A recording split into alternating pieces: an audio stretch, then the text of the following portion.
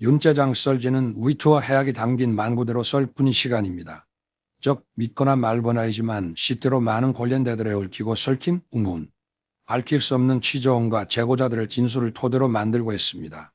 특정인을 호의로 비방한 목택이 안은 드러나지 않은 숨겨진 이야기들을 공론의 장으로 드러내기 위한 썰전입니다. 이제 스님이라기보다는 이제 제가 말로 이제 그냥 가칭 스님이라고 한 거지, 다 우리 주변 분들이에요. 제가 결혼 안 하려고 했었거든요, 계속. 네. 저는 공무원하고 결혼하는 게 부담스러우니까. 근데 이제 옆에서 그냥 다들 이제 나섰죠, 그냥 때로. 네, 무정 스님이라고. 예. 근데 그분은 이제, 그리고 이제, 너는 이제 여기 저기 뭐 성렬이하고 맞는다. 미안하지만 이제 나이가 차이가 너무 많으니까 말을 안 했는데, 예. 맞는다. 응? 이제 그래가지고, 아이, 무슨 말이냐, 중간에 이제 의절을 했어요. 왜냐면은, 이제 우리 남편 앞에서 한번 이제 문재인 대통령 되고 나서 갑자기 문재인은 망한다 이러는 거예요. 그 스님이 한번 놀러 오더니.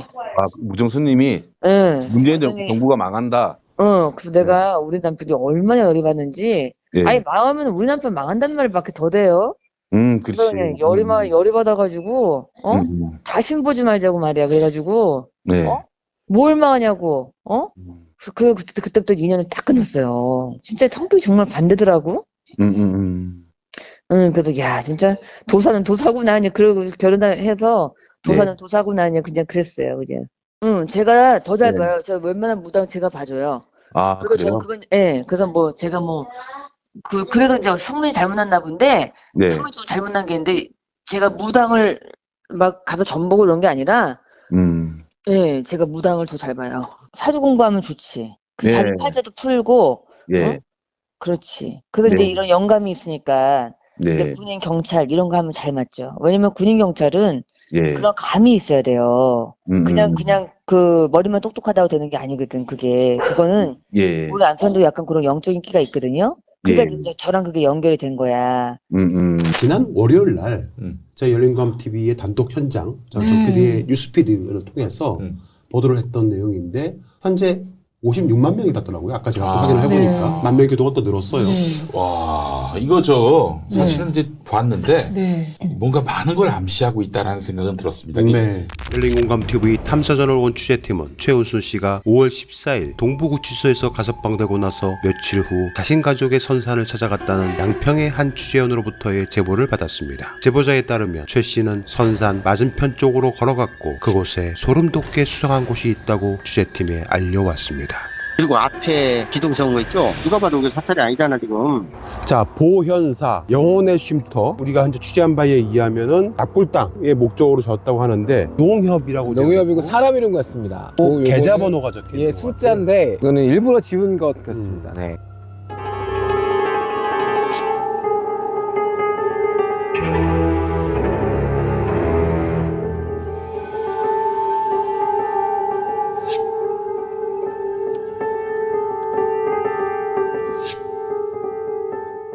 약 40분 정도 되는 영상을 1분으로 쇼츠로 압축을 했는데요. 몇 가지 포인트가 있습니다. 네네. 보시는 것이 이제 저희가 연등을 발견을 했는데 이 통상은 빨간 연등 아닌가요?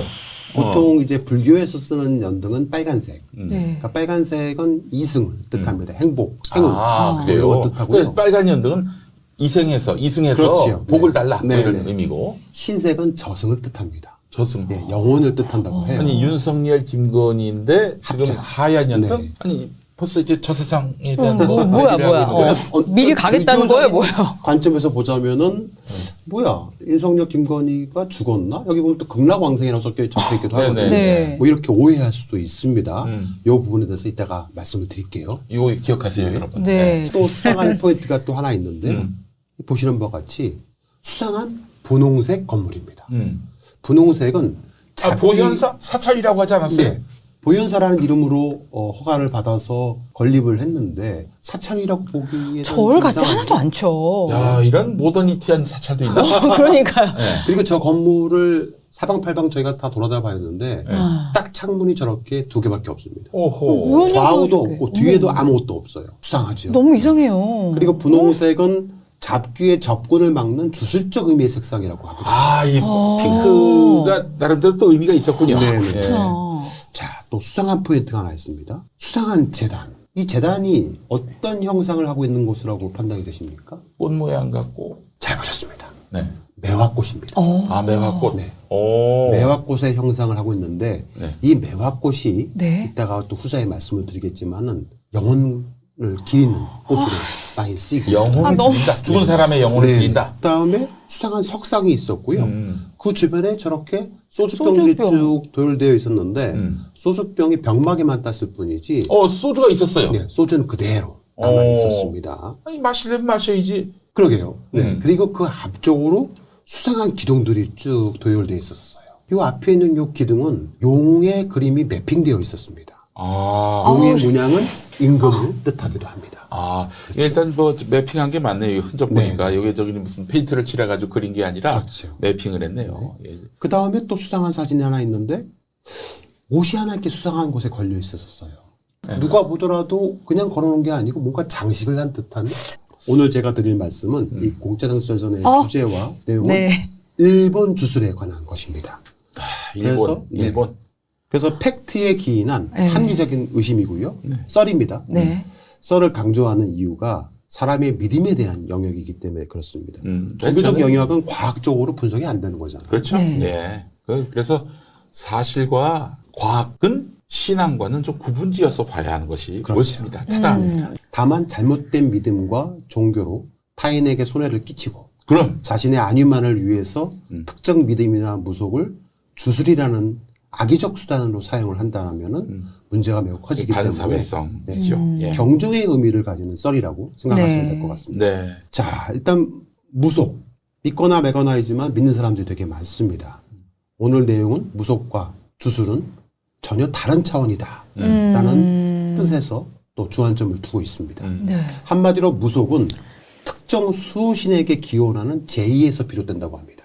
그래서 무속 자체를 네. 뭐 굉장히 악마적으로 뭐 사이비로 보면 안 돼요. 네. 뭐 모든 종교가 사실은 무속이라고 볼 수도 있는 거예요. 예. 하지만 주술은 초자연적인 존재 네. 또는 영혼 등 신비의 힘을 빌려서 자신 인간의 기룡 회복을 해결하려는 기술을 뜻합니다. 기룡 화복을 그래서 해결하려는 무속과 기술. 주술은 네. 엄격하게 다르다라고 생각을 하시면 될 것 같습니다. 자, 우리나라에서 주술은요, 네. 중국의 도교로부터 시작이 됐다고 합니다.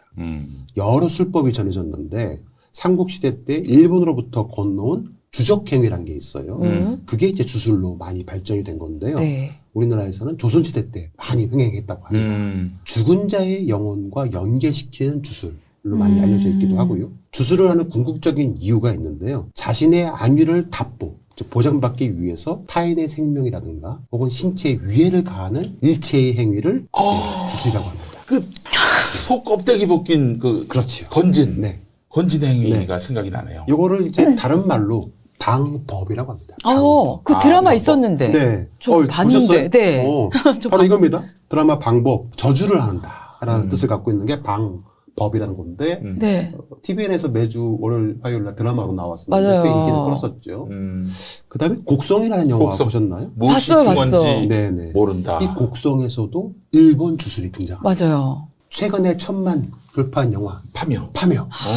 험한 것이 이 나왔죠. 파묘에 등장하는 파묘 행위. 네. 이게 감염 주술이라는 건데요. 감염 주술의 대표 사례라고 보시면 될 것 같습니다. 감염 주술이라는 게 뭐냐면은 어떤 사물에 대한 행위를 통해서 네. 그것과 접촉한 적이 있는 사람에게 그 행위와 동일한 효과를 미치려고 하는 주술 행위를 뜻합니다. 예.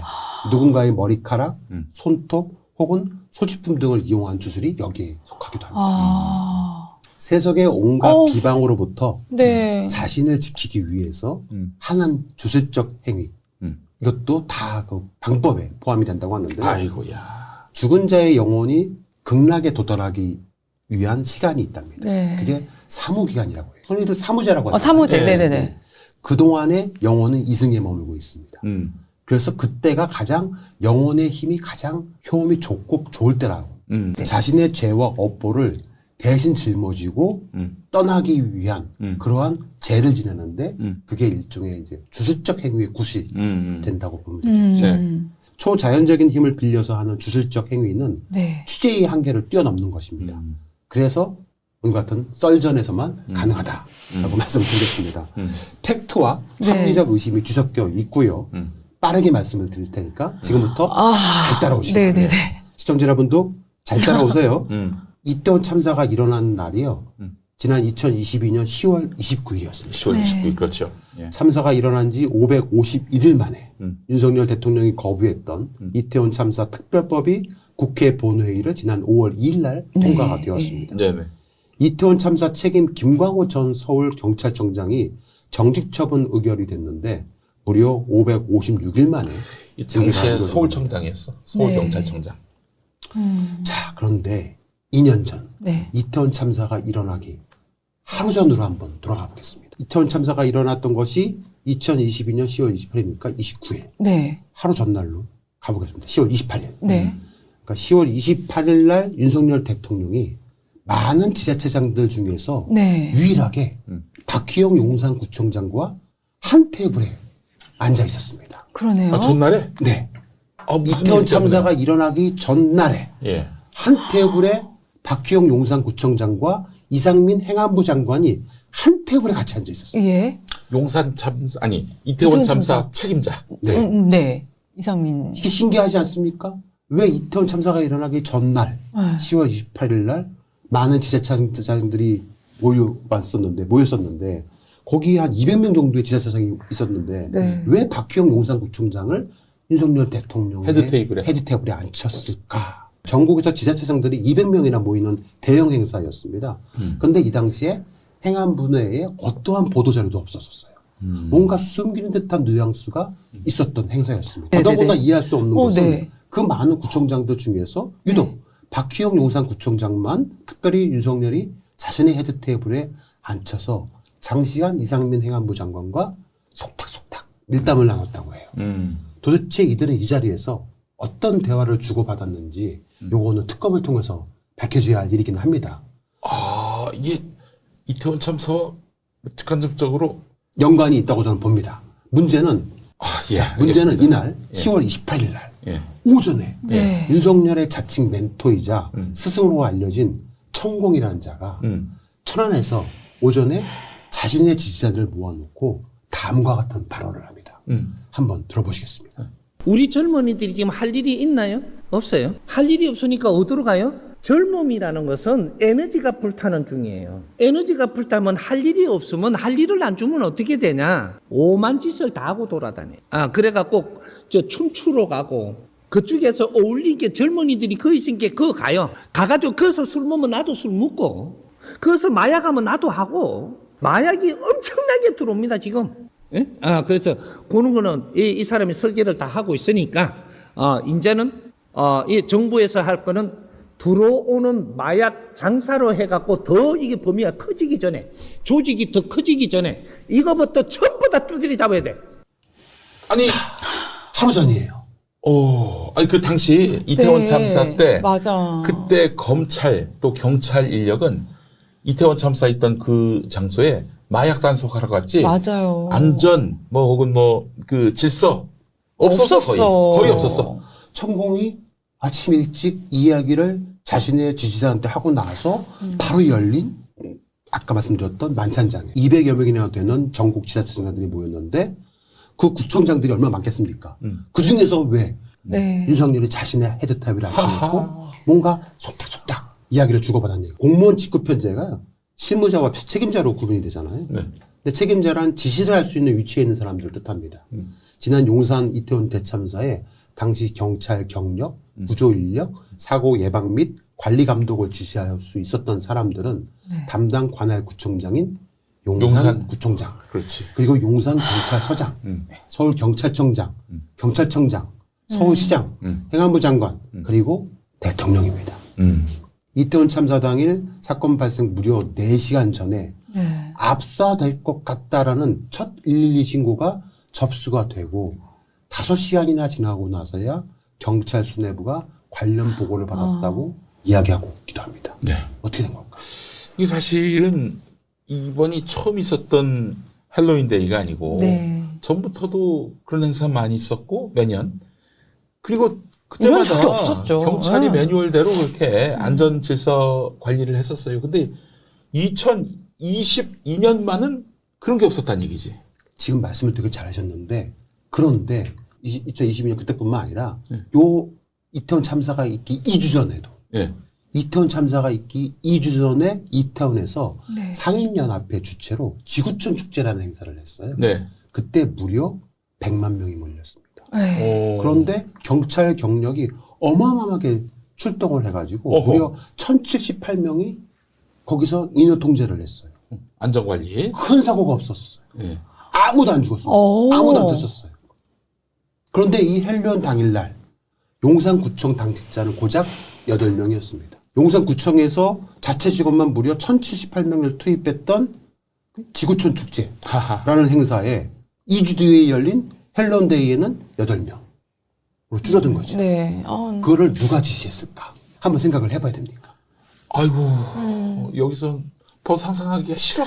그 당시에 갔던 저희 동생 친구들도 막 있고 했었는데 전혀 생각을 누가 그 어린 친구들이 했었겠어요. 글쎄 말이에요. 진짜 합리적인 가설을 한번 세워보겠습니다. 예. 합리적인 가설입니다. 윤석열 대통령과 당시 한동훈 법무부 장관은 자신들의 치적을 위해서 갑자기 뜬금없이 마약과의 전쟁을 선포를 합니다. 그리고 이태원 참사가 일어나기 하루 전날 아침에 천공이 마약 얘기를 하기도 네. 했었고요. 특정 날, 특정 축제에 집중해서 윤석열은 천공의 뜻에 따라서 마약과의 전쟁을 치러서 자신만의 특화된 치적이 필요했던 것이 아닌가라는 합리적 의심이 있다라는 여러 가지 기사가 나오기도 했었습니다. 이태원을 무질서와 범죄 온상의 장으로, 즉 할로윈 축제를 없애버려야 할 축제라는 오명을 뒤집어 씌우려는 계획이 있지 않았느냐라는 그런 기사들도 나오기 시작을 했었습니다. 그래서 매년 같은 자리에 배치했던 경찰 경력도 이때는 배치하지 않은 겁니다. 아 일부러 무질서와 그렇죠. 타락의 네. 그 실상을 네. 그대로 노출하도록 네. 하기 위해서 질서, 안전 이런 네. 걸 다 포기했다. 헬로윈데이가 2017년도에도 열렸었거든요. 네. 2017년도에는 무려 2배 많은 20만 명. 2017년도에 20만 명이나 몰렸는데도 아무런 인명사고가 없었거든요. 당시 사고가 난 그 골목 아시죠? 그 골목에 정복 경찰들이 배치되어 있었어요. 2017년도에. 통행 안내를 했거든요. 하지만 이태원 참사 당일에는 그 자리에는 사복 경찰들만 배치되어 있었습니다. 그리고 어디선가 밀어라는 소리도 들렸다고. 그렇지. 예. 이태원 참사가 일어나고 천공은 자신의 추종자들에게 이태원 참사에서 희생된 젊은이들이 나라에 기회를 준 것이다 라는 막말과 해이한 논리로 설파를 했는데요. 들어보시겠습니다. 네. 좋은 기회는 자꾸 줍니다. 우리 아이들은 희생을 해도 이래 큰 질량으로 희생을 해야지 세계가 우리를 돌아보게 돼 있어요. 이런 일이 지금 꾸며진다라는 거죠. 우리 아이들 희생이 보람되게 하려면 이걸 기회를 잘 써가지고 세계에 빛나는 일을 해야 됩니다. 정말 해괴합니다. 해괴해요. 그렇죠. 이게 말이 된다고 생각하십니까? 아, 천공은 헬로윈데이가 폐지될 수 있는 기쁜 날이다. 이날로 세계가 주목하고 대한민국이 도약할 수 있는 기회다. 이런 막말을 했어요. 밥통 같은 소리를 하고 있는. 뉴스가 나긴 났죠. 진짜 후진국이라고. 네. 정리를 하자면 그날 이태원 참사가 있었던 헬로윈 축제에 마약 단속 위주의 경찰만 배치되어 있었고요. 네. 이전과 달리 안전관리 경찰 기동대는 빵명. 한 명도 없었습니다. 기동대는 670m 떨어진 곳에 대기하고 있었는데 그곳이 윤석열 대통령 관저 일대입니다. 네. 아직 입주하기 전이죠. 네. 예. 그리고 9시부터 신고 전화가 빗발쳤는데 현장 출동 자체를 하지도 않았습니다. 10시에 기자들한테 잠시 후에 마약 단속을 한다는 공지 문자가 발송됐습니다. 지금 거기 현장은 아비규환이 됐는데. 네. 그리고 이미 할로윈데이 며칠 전에 SBS하고 프로그램 기획을 합니다. 마약 단속을 해서 성과를 거두는 프로그램 기획을 해요. 경찰과 함께. 일부러 통제도 안 하고 밀집 인파들로 인해서 혼란스러운 모습을 카메라에 비추고 그 와중에 마약 소탕하는 당국의 모습을 연출하는 그런 프로그램을 기획을 했던 겁니다. 이야, 이거 정말 좀. 대놓고 어떠한 인명피해가 나기를 네. 바라는 사람들이 그렇게 꾸몄다라고 보는 시각이 아유. 더 합리적일 수 있을 겁니다. 너무 끔찍한데요. 아, 너무 끔찍해요, 진짜.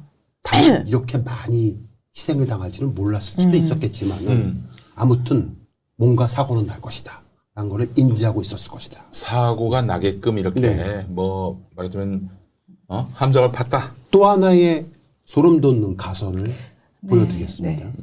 일본 미신 중에요. 히토바시라는 미신 풍습이 있습니다. 인주. 히토바시라란 인간 기둥, 인주를 뜻합니다. 전근대 일본에서 행해졌던 인신공양의 풍습으로 댐이나 다리 및 성과 같은 대규모 건물 아래 또는 근처에 살아있는 인간을 살아있는 인간. 희생제물로 바쳐서 건물이 적의 공격이나 홍수 같은 자연재해로 파괴되지 않도록 신들에게 기도하는 인신공양 풍습. 저희 열린공감TV에서 이태원 참사가 일어나고 나서 계속 왜 이 참사가 일어나는지를 스케치를 쭉 했었는데 이상한 장면을 하나 목격을 했어요. 이태원 현장을 방문했을 때 찍은 영상 중에서 하나의 죄를 지내는 이상한 사람을 발견했습니다. 한번 보시겠습니다.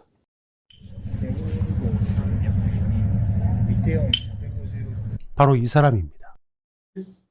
바로 이 사람인데요. 이 사람이 일본의 신흥 종교로 알려진 천리교의 사제입니다. 천리교의 네. 그 종교인. 네. 직업 종교인. 신흥 종교, 일본 신흥 종교의 천리교의 사제인데요.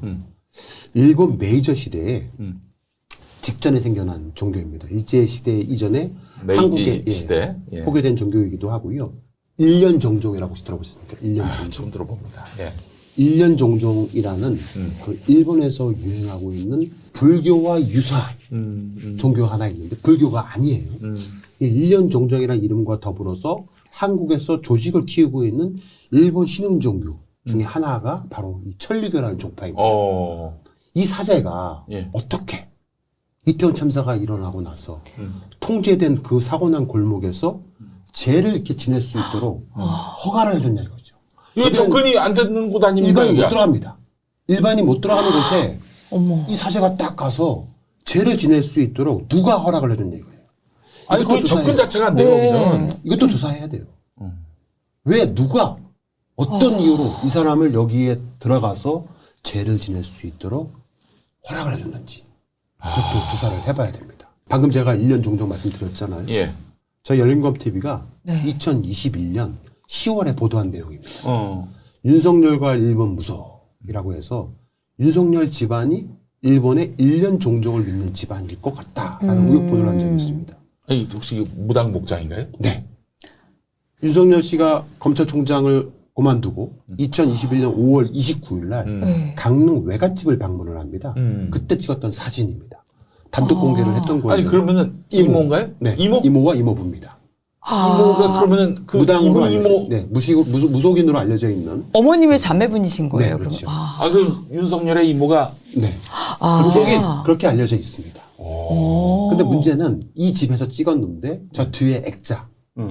저 액자에 적혀 있는 게 남무 묘법 연화경이라고 적혀 있죠. 남묘 호랭교? 네. 이 한자가 일본시로 읽으면은 남묘 호랑객교라고 읽힙니다. 1년종의 주문이고요. 네. 기독교에서 따지면 아멘 같은 거고 불교에서는 나미아부탑을 같은 의미이기도 합니다. 그런데 이게 1년종정에서는 남묘 호랑객교라고 읽고 있는 거지요. 해당 사진은 윤석열이 당일 외할머니 생각이 난다고 하면서 강릉을 찾았고 외할머니 묘소를 참배한 후에 외가 식구들과 함께 찍은 기념 사진이고요. 저 뒤에 있는 남묘 호랑객교라고 쓰인 액자에 걸리는 모습을 잘 보시기 바랍니다. 아니, 이게 무당 무속인 목장. 무속인의 목장이고요. 자, 그래서 남미 호랑객교로 불리는 이단 신흥 종교로 일본의 극우 불교 종파 아까 말씀드렸던 1년 종정에서는 요 남미 호랑객교라는 족자를 집안에 걸어놓고 있다고 합니다. 아이고야, 이 정말 참, 듣고 놀싹하네 진짜. 이게 1930년에 만들어졌던 불교 계열의 신흥 종교 창가학회라고 있어요. SGI로 분파가 됐는데 SGI 좀 다릅니다. 분파가 돼서. 네. 자, 왜 윤석열은 대통령이 되고 나서 청와대로 안 들어갔을까요? 궁금하지 않으세요? 왜 청와대로 안 갔을까요? 일단 정치적인 맥락으로 보자면은 네. 사실은 용산으로 이전하는 거는 간단한 문제가 아니에요. 보면 아무데나 가서 이전에 깔고 뭐 이렇게 책상 들여놓으면은 사무실이 되는 게 아니라 몇억이면 된다고 했다가 몇억이 몇백억이 되고 지금 나중에 조가 됐어요. 조가 됐어요. 조가 됐어요? 그러니까 일단은 청와대 들어가서 몇 달 동안 준비해서 몇 년 동안 준비해서 들어가자. 이런 제안도 있었는데 하루도 들어가지 않았어요. 하루도. 그래서 하루도 거기서 자질 않았어요. 물론 이제 뭐 거기서 영빈관을 이용해가지고 무슨 행사를 하긴 했지만은 그 하루도 들어가서 있지 않았습니다. 약속을 그렇게 안 지키시는 분이 네. 용산은 또 칼같이 들어가셨더라고요. 왜 청와대로 안 가고 용산으로 갔는지 그 합리적인 또 의혹을 지금부터 네. 말씀드리겠습니다. 그 용산으로 바로 간 거는 네. 완전히 불합리한 처사였어요. 네. 예. 자, 아까 보여줬던 거 어? 히토바시라 잘 보세요. 무슨 뜻인지 히토바시라. 아, 보셨죠? 계속 소름 다. 자, 말씀을 드릴게요. 왜 용산으로 갔을까? 여기는 바로 무덤산이 있었던 곳입니다. 무덤산이 있었던. 용산 윤석열의 집무실 터가 원래 무덤산이었다는 사실을 몰라셨죠? 용산동 3가 삼각지 바로 옆 들머리 언덕배기에 국방부 청사땅은 집단 묘역이었습니다. 2014년 일본 방위성 자료를 발굴해서 2017년에 일부 공개한 한국 용산 공용 수용지 명세도에 따르면은 국방부가 있는 언덕 일대가 용산 원산인 둔지산 자락의 공동 여기가 묘지, 둔지산이 여기 네, 둔지산이. 공동 너무 묘지로 어머. 표기되어 있습니다. 이곳에 여기가 서빙고고 이쪽이 아마 용산역일 거예요. 그렇죠. 예. 이곳에다가 일본이 일본 총독 관절을 지읍니다. 아까 히토바시라의 그 뜻에 따라서 예. 일본 총독 관절을 지었고 묘자리에다가 이곳이 국방부 청사가 됩니다. 그리고 이곳이 드디어 대한민국 대통령실이 된 겁니다. 너무 이상해. 아니, 근데 보통 집턴 같은 데는요, 무덤 자리는 일부러 피하지 않아요? 그렇지 그러니까 않아요? 일본 주술과 우리나라의 무속과는 다르다. 그렇구나. 라는 것을 머릿속에 염두에 두시고 뼛속까지 일본이야. 쭉 들어보시기 바랍니다. 예. 자, 히토바시라 또 나옵니다. 윤석열 부부가 살았던 강남구 서초동 아쿠로비스타. 맞아. 주상복합 아파트는 사망자 502명과 실종자 20명, 부상자 900여 명을 낳은 삼풍백화점을 붕괴하고 만든 곳입니다. 기억나시죠? 네, 네, 알죠. 저희 때니까. 네. 지금부터 소름 돋는 우연을 하나 보여드립니다. 아니 이거 말고 또 있어요? 짜잔! 어머! 소름 끼시죠? 어머! 소름 끼시죠? 어우. 삼풍백화점과 김건희 선산 인근에서 발견했던 수상한 건물. 뭔가 좀 비슷하죠? 야. 어머! 자, 2022년 8월에 완공된 관저에 윤석열 부부가 바로 입주하지 않습니다. 왜 바로 입주하지 않았을까? 도대체 무슨 이유로 공사가 마무리된 관저에 입주를 3개월이나 기다렸다가 그렇지. 있을까? 대통령 관저 리모델링이 지난 2022년 8월에 마무리가 됐거든요. 네. 그런데 바로 입주하지 않았어요. 대통령 관저 리모델링 공사가 2022년 6월 초부터 8월 중순까지 진행이 됐거든요. 그런데 11월 달에 들어갑니다.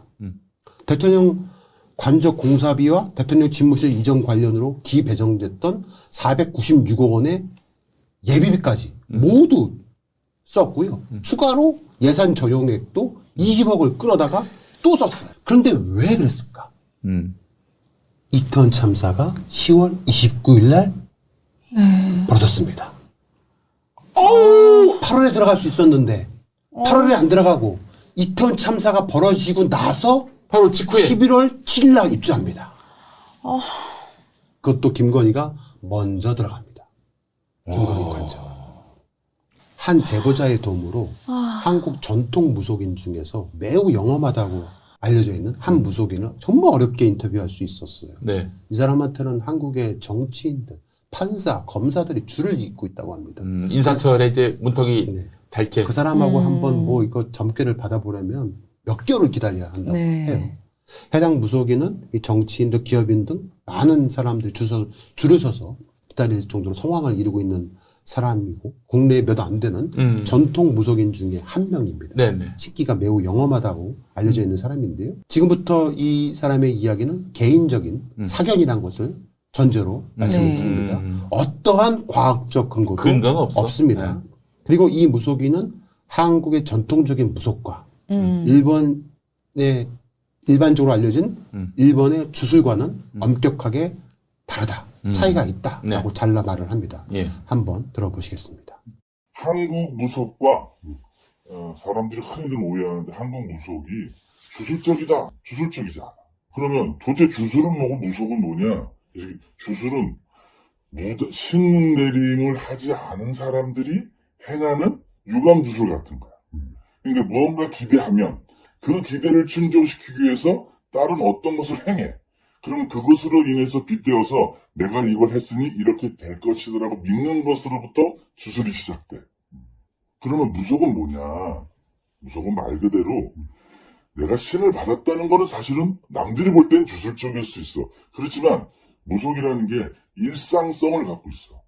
일상생활하는 것을 더 좋게 하려고 비는 행위야.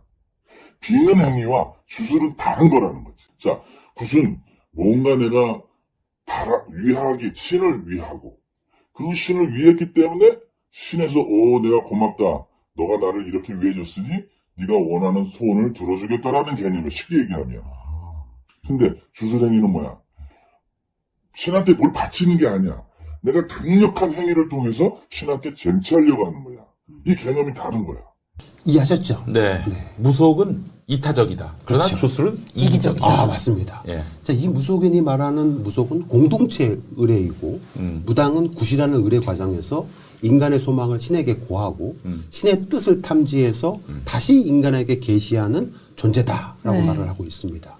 그런데 주술은 일본에서 번창했다고 합니다. 제가 인터뷰에 응해줬던 무속인은 한국 무속은 놀이가 있는 방면에 일본 주술은 자신을 위해 바라는 행위로 매우 공격적이고 초자연적인 존재나 신비로운 힘을 빌려서 여러 가지 현상을 일으켜서 인간 자신의 기능 회복을 해결하는 기술이다라고 말을 하고 있습니다.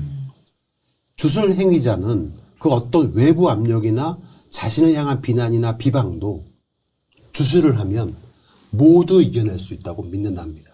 그러면은 뭐 어떤 나쁜 짓을 해도 주술이면은 모든 걸 다 극복할 수 있다. 이런 생각을 하겠네요. 아무리 사람들이 많이 모여서 네. 자신을 성토해도 우리가 주술 한 방이면 나는 다 깨끗해져. 물러가라 사퇴하라 이래도 네. 예. 어마어마하다 진짜.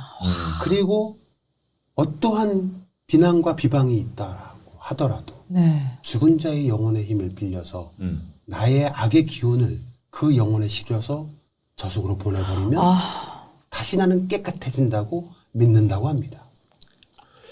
와. 진짜 와 진짜 어떻게 그렇게 뻔뻔할 수가 있나 이랬더니 다 이유가 있었어요. 자, 주술은 네. 주문, 주구, 그리고 주적 행위로 구성되어 있는데요. 네. 주문은 주술에 따르는 언어 행위를 말하고 주구는 주술에 쓰이는 물질적 요소를 가리키기도 합니다. 즉 도구가 필요한 거예요. 도구. 일본의 히나마츠리라는 의식이 있습니다. 여기에 주로 사용되는 도구는 매화꽃입니다. 아까 봤던 매화. 아까 그거. 헉, 어머.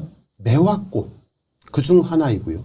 죽은 자의 영혼이 이승에 머무르는 사무 기간. 우리 흔히들 사무제라고 네, 들어보죠. 네. 사무 시간 동안에 자신의 흉과 악재를 모두 죽은 자에게 실어서 저승으로 보내버리면 자기 죄를 네.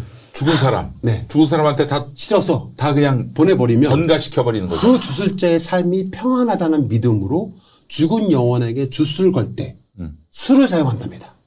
아, 끝장이다 끝장. 이러한 진짜. 주술적 행위를 주적행위라고 합니다.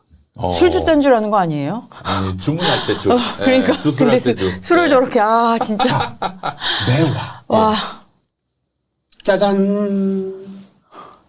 그때 어떡해. 청와대가 이제 그 개방되고 나서 아, 진짜. 청와대를 개방할 때 예. 사람들을 모아서 매화 꽃다발을 들고 입장하게 했습니다. 이때 사람의 명수 몇 명인 것 같습니까? 74명을 모았습니다. 74명. 왜? 왜 74명? 왜? 왜 74명일까? 왜지? 너무 궁금했어요. 왜지? 예. 그래서 제가 그 무속인한테 물어봤습니다. 예. 74라는 숫자가 도대체 왜 74명입니까? 했더니만 74는 주술적 숫자랍니다. 주술적 숫자가 있는데요. 3, 5, 네. 7, 9, 11, 11. 13, 74, 105, 159, 2000 등이 있답니다. 2천? 네. 2천도 있어? 네. 2천. 의대 정원 증원 2,000명 해마다. 근데, 지금 보세요. 인터뷰에 응해준 무속인이 말한 내용 중에서 저는 이 대목이 가장 소름이 끼쳤었어요. 한번 들어보겠습니다. 자, 그러면은 우리나라 무속 같은 경우에는 이제 그 흔히 그 어떤 터를 볼 때 그 터가 흉가이거나 사람이 죽었거나 뭔가 좀 안 좋은 기운이 있으면 그 터를 멀리 하는 게 당연하죠. 그런 걸로 알고 있는데. 왜냐하면 근데 일본 같은 경우에는 오히려 사람이 죽은 자리를 선호한다는 얘기가 있어요. 한국 무속에서만 보면 사람이 죽어난 자리 또는 묘 자리 그걸 이제 뿌개서 뭐 아파트를 진다거나 그런 걸 굉장히 흉가라고 해요. 왜냐? 아까 얘기했잖아. 귀신과 인간은 공생관계야. 내쫓거나 물리치는 관계가 아니야. 그러므로 사람이 죽어난 자리에 그 자리에 귀신이 있다고 하는 거고 묘소는 뭐야? 죽은 자의 집이야. 그러면 그 자리를 내가 침범하는 격이 되는 거야. 그러므로 그 자리는 들어가면 안 되는 거야. 그런데 일본은 달라. 일본은 히토바시라라고 정반대야. 내쫓는 개념이야. 그래서 일본은 사람이 많이 죽은 자리에 지은 성이나 관공서, 왕의 집은 번창하고 안전하다고 생각하는 주술적 개념이 강해. 내가 볼 때 이번 용산 이태원 참사에는 일본 주술이 보여. 일본 주술이. 저는 이 말을 듣고 소름이 돋았어요. 이태원 참사에 일본 주술이 보인다는 거예요. 그게 그날이 할로윈데이였잖아요. 네. 이 할로윈데이가 서양 풍습이잖아요. 근데 영미권의 전통적인 기념일로 10월 마지막 밤을 귀신이나 주술 등의 신비주의와 연관시키는 것을 기원하는 그죠. 날이거든요. 근데 이러한 불길한 날을 기념하는 것을 이용해서 더욱 불길한 기운을 빌어서 주술을 하면은요, 그 주술의 영향을 받은 사람의 삶과 가택이 편안해진답니다. 그러니까 이제 죽은 사람한테 자기의 이른바 애군을 다 그냥 덮어 씌우고 그러면 본인은 해방되었네. 그렇죠. 자유하게 되었네. 그렇죠. 나는 무죄하게 되었네. 그렇죠. 와, 그 사람들이 그렇게 믿는 거는 우리가 아무리 과학적으로 설명을 해도 설명이 안 되는 거예요. 너무 이기적이다. 죽은 사람들한테까지 죄를. 주술사가 원래 이기적인 거예요. 진짜. 거기서 이기적. 아까 얘기했죠. 또 보현사. 자, 주술을 행하는 사람을 주술사 또는 주사라고도 한다고 해요. 우리나라의 경우 주술사와 무당을 구분하기가 매우 어려워요. 네. 그런데 구분이 돼야 됩니다. 주술사는 정령을 목적의 수단으로 이용을 하고 개인적인 문제 해결에 주 목적이 있지만 무당은 신이나 정령으로부터의 가호를 기원하여서 종교적인 일반 문제를 해결하는 것이 차이가 좀 있는 겁니다. 자, 주술적으로 하게 되면요. 근조도 다릅니다. 검정색 근조 리본을 뒤집어 패용합니다. 영정과 위패도 없는 부양소를 만듭니다. 그래, 그랬었어, 그때. 왜 이러냐고 맞아, 바로 그랬지. 예. 뒤집어. 근조 글씨 없는 검은 리본을 달아라. 라고 공무원들한테 지침을 내립니다. 맞아요. 오전만 해도 근조 글씨가 있는 쪽으로 달고 있다가 지침이 그렇게 내려오니까 급하게 뒤집어 달았다. 라는 말들이 나와요. 이때도 매우 이상해서 맞아. 요거 저 김건희 머리에서 나왔겠구나 그런 생각은 했었어요 그때. 네네. 위패도 없다고 막 그랬었죠, 그때. 예. 보세요. 영정도 위패도 없이 매일 이 두 부부는 여기에 가서 자신들의 죄를 실어 보냅니다. 그러니까 이게 진짜 그 돌아가신 분들을 추모하고 추모가 아니죠. 그게 아니라 네. 내 죄를 야 니들이 다 가져가라. 매일. 라는 썰이 있습니다. 제가 하도 고소고발을 많이 당해서 라는 썰이라고 얘기를 하겠습니다. 말하자면 진짜 맨날 샤워하는 기분으로 그냥 내 그렇죠. 죄를 씻는 기분으로. 그렇죠. 종교 사기꾼과 마귀를 쫓는다는 자신을 소개한 미카엘 신부라는 사람이 있습니다. 네. 캐톨릭에서는 그런 어떤 그 마탄을 마귀를 내쫓는 그런 사자가 있지요. 뭐 축귀라고 하죠. 축귀. 네. 그래서 퇴마사라고 하기도 하지요. 이분이 하신 말씀이 있어요. 한번 들어보시겠습니다. 박주환 미카엘 신부입니다. 종교 사기꾼들과 마귀들을 쫓는 미카엘 신부입니다. 참사로 희생되신 분들과 유가족분들께 깊은 애도를 표합니다. 조문하는 리본에 근조라는 단어를 빼고 검정 리본만을 착용하는 것은 당신의 죽음이 안 됐기는 하지만 나와는 무관한 일이다라는 표식입니다. 와. 아까 말씀드렸죠. 주술은 이기적인 겁니다. 나하고는 무관해. 내 죄를 니네가 다 가지고 가면 끝. 아니 무관 정도가 아니라 내 죄까지 덮는 거 아니에요? 그렇죠. 그쪽에? 그렇지. 아 너무 잔인하다. 나와는 무관한 일이다.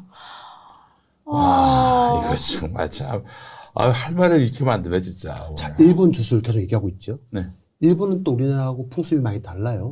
일본은 자기 집안에다가 네. 무덤을 쓰는 경우가 있습니다. 이해하시겠어요? 방에 무덤을 쓴다? 자기 집안 방 안에도 네. 무덤을 저렇게 쓰는 경우가 있다고 합니다. 방에다가 무덤을 쓰는 것을 일본 말로는 자택묘, 가묘, 택묘라고도 하는데요. 일본의 장례는 일왕가를 제외하고는 거의 화장 문화이기 때문에 그렇지. 한국처럼 매장 문화가 없습니다. 따라서 무덤을 오하카라고 해서 유골 단지를 묻는 형식을 뜻하는데 이렇게 그래서 방에다가 놓는 이거를 거예요. 히토바시라라고 해서 인신 공양을 하는 풍습으로 발전이 된 겁니다. 윤석열, 김건희가 거주했던 아코르비스타 삼풍백화점 붕괴 사고로 천여 명이 사상자가 발생이 됐습니다. 우연이라고 치부하기에는 너무도 우연히 반복되는 윤석열과 김건희 관련된 주술 의혹. 주술. 지금부터 주술적 무속이라고도 합니다. 또 하나의 소름 끼치는 아유, 또 뭘 또. 충격적인 말씀을 드리겠습니다. 윤석열 대통령이 언제 출마하셨는지 아십니까? 출마. 그 2021년 6월이었죠? 6월 29일. 삼풍백화점이 무너진 날입니다. 어머. 삼풍백화점이 무너진 날로 윤석열 대통령 후보는 출마일을 잡은 겁니다. 게다가 그 출마 선언을 한 곳이 어디냐면은 시민의 숲인데 거기에 삼풍 백화점 붕괴 그 아마 그게 추모비가 있나 그럴 거예요. 네. 거기서 세상에 자신의 대권 출마일을 삼풍백화점이 무너진 날로 잡은 사람입니다. 아이고 야 진짜 오늘 밤 잠을 못 자겠다. 아이고. 내가 대권을 차지하기 위해서는 날도 이런 날을 잡는 겁니다. 자신이 해안이 있어서 미래를 본다는 스스로 스승이라고 칭하는 자들이 있습니다. 법사라고 하는 자들이 대체로 주술자인 경우가 많은데요. 그들은 성공한 사람들 또는 성공한 사람들의 이름을 따라합니다. 바로 이런 자들입니다. 천공, 본명이 이병철입니다. 네. 이 이병철이라는 사람이 운영하는 주식회사 정법시대라고 있어요. 네. 윤석열 대통령 집무실에서 불과 직선거리로 500m의 용산에 있어요. 용산. 천공의 본명이 이병철이죠. 네. 삼성의 설립자 이름이 이병철이죠. 네. 네. 그의 아들 이름이 뭡니까? 이건희죠. 이병철이 아버지라면 아들은 건이죠. 예. 김건희? 네. 건진법사가 한문으로 건자가 무슨 건자인 줄 아십니까? 세울 건자? 맞습니다. 그러면 건진의 건과 김건희 건이 같습니다. 김건희는 세울 건에 바랄희, 나라를 세운다. 나라를 세우는 것을 바란다. 라는 이름으로 김명신에서 김건희로 개명을 합니다. 그래서 이게 무속이라고 부르면 안 돼요. 이거는 윤석열 김건희 관련은 주술이라고 주술로 해야 봐야 된다. 주술로. 네, 맞습니다. 예. 주술 행위는 무속 행위와 다르다라고 말씀드리겠고요. 네. 일본 주술자의 입장에서 헬로운 데이는 사라져야 할 날입니다. 일본 주술자는 서양 귀신을 싫어합니다. 자, 무속인이 뭐라고 하는지 들어볼까요? 일본은 서양 귀신을 터부시하겠네요. 터부시하겠죠. 그러면 예를 들어서 이번 한류연데이 같은 경우는 서양 귀신을 모시는 날이라고 볼 수 있잖아요. 그렇죠. 그러면 일본 주술의 입장에서 보면은 그건 터부시하고 뭔가 안 좋다고 생각하겠지. 그쪽에서는. 우리는 할로윈데이를 하더라도 무속인들은 좋아해. 왜? 우리가 귀신 때문에 먹고 살거든. 한국 무속인들은. 그렇잖아. 공생관계라 그랬잖아. 귀신과. 그러면 귀신들이 편안해야 우리가 편해. 그렇지 않아? 그러면 서양 귀신이라도 우리는 모셔. 왜 모시냐? 어떤 분들은, 어떤 무속인은 뭐 메가더 장군도 모신대. 인천에서 그렇게 활동하셨으니까. 그럼 서양 귀신도 모신다는 거잖아. 그러면 이거 가정이라고 해보고 이거 말씀을 드리면 일본은 정반대의 입장인 거니까 헬로윈데이는 없어져야 되는 축제인 거고 내가 그 자리 그 위치에 들어가서 살 사람의 입장에서 서양 귀신을 모시는 그런 날들이 계속 반복이 된다면 불안하겠죠. 뭐 아무래도 그러겠지. 하지만 일본 주술자의 입장에서는 헬로윈은 없어져야 하는 거야. 하지만 이런 방법은 잘못된 방법이야. 그래. 내년에 보면 알겠지 그거. 난 내년에 더 많이 모일 거라 생각해. 왜? 젊은이들은 그거에 주저하지 않아. 젊은 사람들은 그 할로윈데이가 지난번 사고가 났으니 우리 가지 말자. 아니 그렇지 않아. 이 주술자가 이 무속인이 말하기를 일본 주술자들은 서양 귀신을 싫어한다 라고 말을 했죠. 네. 썰이죠. 윤석열, 김건희가 영매라고 스스로들 칭하고 있다고 하는데 그들을 주술자의 관점으로 보자면 서양 귀신을 싫어할까요? 좋아할까요? 싫어하죠. 싫어하겠죠. 그렇죠. 네. 짜잔! 2년 전에 조문을 가서 조문을 하지 않았습니다. 충분히 조문할 수 있는 시간적 여유가 있었는데 그렇죠. 안 갔어요. 중국 장쩌민 수석은 조문을 했거든요. 아, 여긴 동양 귀신이라서? 그렇죠. 다 이유가 있는 거예요. 다. 할 말이 없으시죠? 뭐, 그때 뭐, 지각, 뭐, 술 먹다 지각을 했네, 뭐, 별말이 많았어요. 아니 그때 아예 예. 출발 시간을 늦췄어. 그러니까, 그래서 어머. 이 시간에 못 맞추게끔 맞아요. 이들이 이미 설계를 했던 거야. 맞아요. 네. 대통령실 앞에 5개의 괴 시설물이 있다. 지난주에 그 최재형 목사와 네. 이성만 의원이 밝혔어요. 한강 방면으로 용도를 전혀 알 수 없는 콘크리트 흉관 5개가 땅속으로 수직으로 박혀 있었다. 대선 후보 경선 TV 토론회 때 윤석열이 손바닥에 왕자를 쓰고 나왔다. 2018년에 저희 열린검토 특정 보도했던 거였는데 충주에서 열었던 수륙대제 행사에서 눈 뜨고 살아있는 소의 가죽을 벗기는 그런 제를 지냈는데 일광조계종 아까 말씀드렸죠. 그거는 조계종이 아니에요. 일광조계종은 조계종이 아닙니다. 네. 일광조계종이 주최한 행사를 주관한 사람이 누구냐? 건진법사. 그곳에 어떤 이름이 걸려 있었냐면 윤석열, 김건희 연등이 걸려 있었습니다. 이것도 바로 흰색 연등입니다. 흰색 연등. 네. 흰색 연등이 뭐라고요? 죽음. 죽음을 뜻하고 죽은 영혼. 네. 사람이나 소, 재물 등으로 하여금 자신을 대신해서 이승의 죄와 업보를 가지고 가라는 뜻. 내 죄를 다 갖고 가. 가지고 가라. 갖고 가. 죽는 김에 내 그 죄과를 다 갖고 가. 진짜 마음 편히 살겠네요. 진짜. 그냥 다 그러니까 매일매일을 자기는 털어버리고. 아무 잘못이 없다고. 와. 완전히 그냥 뭐 완전 무결한 존재다. 이렇게 생각을 했겠어. 10만이 모이던 100만이 모이던 니네는 떠들어라. 그렇지. 우리는 이거 한 방이면 돼. 자, 우리 열린공감TV 특정 보도 중에서 양평의 수상한 건물을 살펴보는 중에 미설님 혹시 현장에 걸려 있었던 엎어진 장독대와 저 옷을 보신 적 기억나십니까? 엎어졌네 장독이. 네네, 아까 옷. 네. 그리고 이 옷 보신 거 네네. 기억나시죠? 네. 이 옷을 걸어놓거나 큰 항어리를 뒤집어 놓거나 하는 행위도 주술적 행위라고 합니다. 지금부터 잘 보십시오. 천공 아시죠? 네. 천공한테는 유일한 여성 제자가 있습니다. 그 신경애. 이 사람은 어떤 좀 불륜관계라는 또 얘기가 있어요. 그런 얘기도 있는데요. 네. 신경애라고 정법시대 문화재단에 이사장을 하고 있는 사람인데 네. 윤석열 대통령이 바이든을 만날 당시에 바이든이 한국에 왔었잖아요. 네. 방한했을 때 허창수 정경영 회장을 접촉을 해서 보고서를 만들어 올리려고 한다는 카톡 내용이 공개돼서 기사가 났던 그 당시에 그 인물이기도 합니다. 자, 우연히 겹치면 뭐라고 했죠? 필연이죠. 짜잔. 이게 신경의 옷이에요? 어머. 취재 중에 있습니다. 똑같은 옷인가 보네. 자, 끝으로 이분의 음성을 한번 들어보시죠. 우리 남편도 약간 그런 영적인 끼가 있거든요. 예. 그러니까 이제 저랑 그게 연결이 된 거야. 그러니까 그까지 보내고 예, 예. 내가 웬만한 사람보다 잘 본다니까? 이거 다시 들어보셔야 돼요. 우리 남편도 뭐라고 얘기합니다. 들어보세요.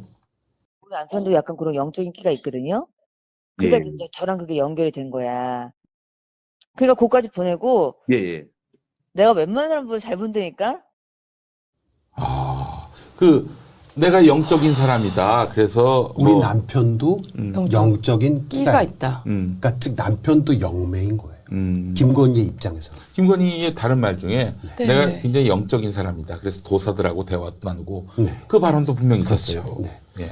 자신도 영적인 존재. 네. 남편도 영적인 존재. 그렇게 우리는 연결되어 있어. 지금 또 일설에 의하면은 국민의힘 제가 기억하기로는 그 국회의원이 남자고 부인들 아니면은 네. 여성 국회의원들일 수도 있어요. 하여튼 뭐 네. 그 여성들 모아놓고 김건희 씨가 내가 남편을 영적으로 땡땡한다 이런 말을 했다는 썰이 있습니다. 영적으로 지배한다. 흔히들 그런 뭐 썰이 있어요. 윤석열 대통령이 지지율이 계속 떨어지고 이 상태로 계속 시간이 지나게 되면은 윤석열이가 김건희를 버릴 것이다.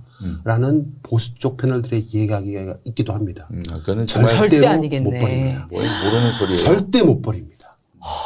왜냐면 영적인 존재들은 영매로 연결되어 있잖아요. 상위에 있고 하위에 있는 사람은 종속되어 갑니다. 이들의 얘기예요. 그 둘을 엮어준 사람이 그 무정이라고 스님으로 알려졌지만 스님은 아니고 그 사람이 그 사람이 그 도사로 통하는 사람이죠. 우리 일반 사람들이 보기에는 그냥 너무 사랑하나 보다. 네. 이렇게 봤어요. 어쩜 저렇게까지 저럴 수가 있을까 해서. 정말 윤자장 서전 생방송을 통해서 네. 약 1시간 가까이 썰을 좀 풀어봤는데요. 네. 믿거나 말거나 썰입니다. 하지만 합리적 의심이 의심이. 충분히 들만한 그런 내용으로 취재를 했습니다. 그러니까 하여튼 이 집안은 이상해도 많이 이상해. 저는 지금 도저히 납득이 안 돼. 네. 뒷골이 막 땡기면서 제가 지금 막 생각한 건 되게 어릴 때부터 불합리한 불법적인 행동을 했고 엄마에서 모습도 봤고 네. 쭉 그렇게 살아왔잖아요. 그렇지. 이런 거에 사실 빠지지 않으면 나는 못 살 것 같아.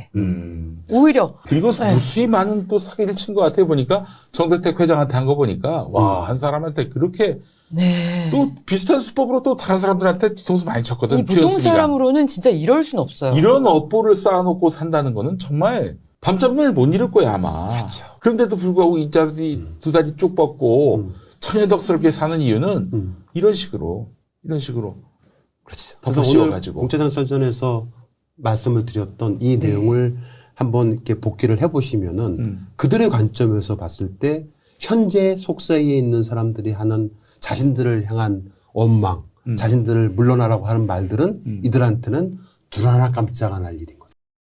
이 정권 들어서 왜 이렇게 정말 터무니없는 참사 사고가 많을까요? 또 그러게요. 돌아가시는 분들이 왜 이렇게 네. 늘어나는지 이 서울 시내 한복판에서 벌어진 있을 수 없는 상상도 못할 그런 이게 벌어진 거예요. 네. 이태원 참사가 잊혀지기도 전에 네. 이런 사고가 나가지고 저희 동생은 지금 계속 뜬 눈을 씻으면서 막 그 사연 있잖아요. 막 승진하신 분이래. 막 다 가족 오열한다. 이거를 계속 저랑 얘기하고 있어요. 네. 다만 오늘 공짜장 썰전을 하기로 결정을 했던 것은 바로 이 사진 때문이었습니다. 아 그래요. 네. 저희 녹화일 기준으로 어제 그러니까 수요일이었어요. 네. 수요일 밤.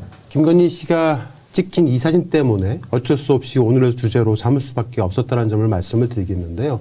해당 사진이 공개되자마자 많은 사람들이 김건희가 아니다. 비슷한 사람 아니냐. 그러니까 믿고 싶어 하지 않았어요. 설마 대한민국 영부인이 저기 가서 저렇게 홀로 쪼그려 앉아 있을까라고 대부분 사람들이 생각했던 것 같아요. 자, 다시 돌아가서 말씀을 드리자면은 네. 김건희가 막 고등학교를 졸업하고 네. 사회생활을 하면서 도대체 누구로부터 누구 때문에 도사들을 만나고 다니고 자기 스스로 본인이 영매라고 할 정도로 무속적 주술에 심취하게 되었는지 취재 공책 또 썰전 등을 통해서 말씀을 계속 드리고 있습니다. 네. 이슬님, 네. 김건희 씨의 종교가 뭐라고 생각하십니까? 뭘까? 온갖 그냥 신을 다 믿는 거 아닐까요? 구약을 통째로 외운다는. 독실한 신자라고 네. 윤석열 씨가 그 2021년 10월에 여의도 순복음교회 가서 기자들 앞에서 누가 물어보지도 않는데 얘기한 거예요. 예. 김건희가 진짜 신자냐? 저는 신자 아니라고 봅니다. 제 주변의 신자들은 일단 야 나랑 같이 뭐 철학관 정도만 가자 그래도 막 질색팔색을 하던데. 그렇죠. 네. 네. 그게 정상이죠. 모친 최원순 씨는 책책이 뭐 교회 권사라고 하는데 네. 그리고 또 고모 김혜섭 씨는 그 사람은 뭐 저 여의도 순복음교회하고 뭐 같은 계열인 기독교 대한 하나님의 성의 목사라고 하는데 목사라고 하고. 네. 그리고 어쨌든 김충식 씨는 김충식 뭐 교회 장로라는 소리도 맞아요. 있었어요. 아니, 교회 장로라고도 계속 부릅니다. 김충식 네. 장로님 이렇게 부르더라고요. 자, 김충식은 김건희 또 모친 최은순과 함께 잠실 송파 데우레이크 월드 1201호에 살았습니다. 네. 보시는 바와 같이. 한참 김명신이라는 이름으로 막 사회생활을 할 즈음이 있었어요. 김명신이죠. 네. 세상 돌아가는 걸 아직 잘 모르는 풋풋한 시절이었을 겁니다. 네. 그때 김충식은 여러 도사들, 스님으로 불렸지만은 정통 조계종 스님들이 아닌 일광 조계종이라고 들어보셨어요? 조계종. 예. 네. 그런 이상한 좀 후르포 같은 땡중들, 파괴승들, 그리고 스님으로 위장한 뭐 도인들, 역술인들 이런 사람들 자주 만나고 다녔다고 합니다. 네. 최은순 또한 조남욱 회장 등 기업 총수들, 재벌들을 만나면서 신무종이라는 이름으로 통하는 시밀이라는 역술인, 뭐 충주 일광사라는 곳에서 건진법사의 스승으로 알려져 있는 해우 스님, 뭐 이런 사람들을 만나고 다녔다고 합니다. 그러니까 자연스럽게 매번 그 도사들을 만날 때마다 최은순, 김충식은 김건희를 데리고 다녔던 거예요. 그러니까 김건희는 자신의 사회 초년 시절에 도사들을 만나고 다니면서 삶은 무엇인가 라고 하는 시간을 보냈다고 합니다. 들어보시겠습니다. 시간에 내가 되게 영적인 사람이라 예. 그런 시간에 난 차라리 책 읽고 예. 차라리 그 도사들하고 같이 얘기하면서 삶은 무엇인가 이런 얘기를 하는 걸 좋아하죠. 자, 이 김명시 씨는 강동구에 있는 서울 네. 강동구에 네. 있는 명일여고를 졸업을 했습니다. 그렇죠. 학창 시절을 함께 보냈다고 한 제보자가 저한테 직접 전해줬던 이야기가 있어요. 제가 이 제보자를 직접 만나가지고 2년 전에 인터뷰를 한 적이 있었는데 서로 녹취는 하지 않겠다라는 이제 전제 조건 하에 얘기를 좀 들어봤었는데 공부를 학창 시절에 꽤 잘하지 못했답니다. 꽤 잘하지 못했다. 네. 꽤 잘하지 못했다면 아주 못했다는 겁니다. 모르겠습니다. 그냥 그저 그런 평범한 학생이었다고 하는데요. 미셀님, 네. 이 부분을 한번 읽어주시겠습니까? 뭐예요, 이거? 볼까요? 그 제보자가 한 말입니다. 제가 이제 친구 입장에서 한번 얘기해 네. 볼게요. 네. 명신이는 약간 새초롬할 때도 있었지만 괄괄한 남자에 가까운 성격이었어요. 명신이와 나는 1991년에 명일여고를 졸업했는데 90년대 초에 여고의 유행처럼 번졌던 게 연필이나 볼펜 등 필기도구를 쥐고 흰 종이 위에 OX나 숫자 등 문자를 쓰고 두 사람이 마주 앉아 펜 하나를 마주 잡고 주문을 외우면 경우에 따라 펜이 움직여 뭔가 글씨 비슷한 것을 쓴다는 분신사바라고 하는 주문을 외우는 놀이가 유행했었는데 명신이가 그 놀이를 꽤 좋아했고 흥미스러워했어요. 당시 여고생들 유행했던 네네. 일이에요. 맞아요. 맞나요? 네, 기억하시나요? 맞아요. 네. 비슷한 시대시니까 아실 거예요. 네, 저 알죠. 네. 그리고 이거 영화로도 나왔었죠. 네, 지금까지도 한국 공포 영화의 명작 중에 네. 하나로 꼽힙니다. 영화의 장면 중에 한 장면을 잠깐 보시겠습니다. 분신사바 오이테 구다사이. 당신의 힘으로 노트에 적힌 아이들에게 저주를, 고통에 겨워 힘들게 하는 저주를 내려주소서.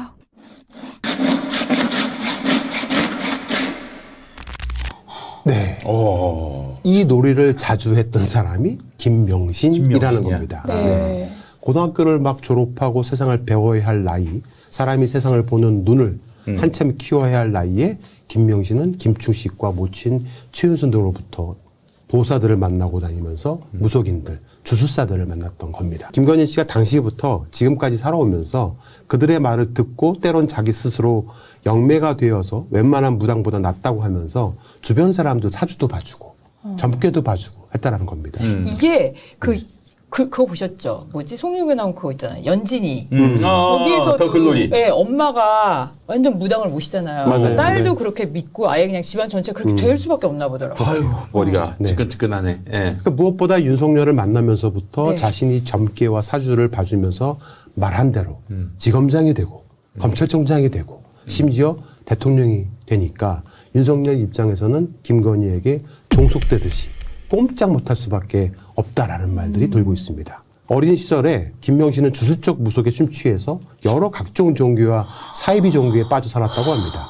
고교 시절에는 여호와의 증인에 빠져 살았다는 이야기도 있고 모친 등을 통해서 강원도 황하영 사장네와 가족처럼 친분을 쌓아갈 때는 신천지에 빠졌다는 또 이야기도 있고 이게 신천지 맞죠? 네. 예. 그리고 윤석열을 만나고 나서는 남녀호랑객교 또 천리교 천리교는 일본 계열이야. 네. 예. 김주식을 통해서 또 통일교 정말 많은 사이비 종교에 심취했다는 주장들과 이야기들이 있습니다. 자, 지금부터 드리는 말씀은 어떤 음모론에 대해서 말하고 싶지는 않습니다. 네. 결단코 음모론 따위에 연연하고 싶지도 않습니다.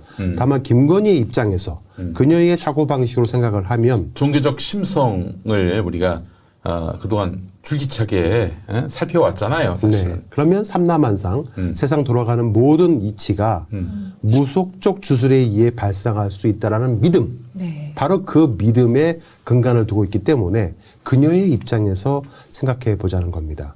그런 의미에서 최근 저희 금천연설전이 김건희가 가장 기본적으로 생각한다는 음양 오행에 예. 대해서 깊이 말씀을 드렸던 건데요.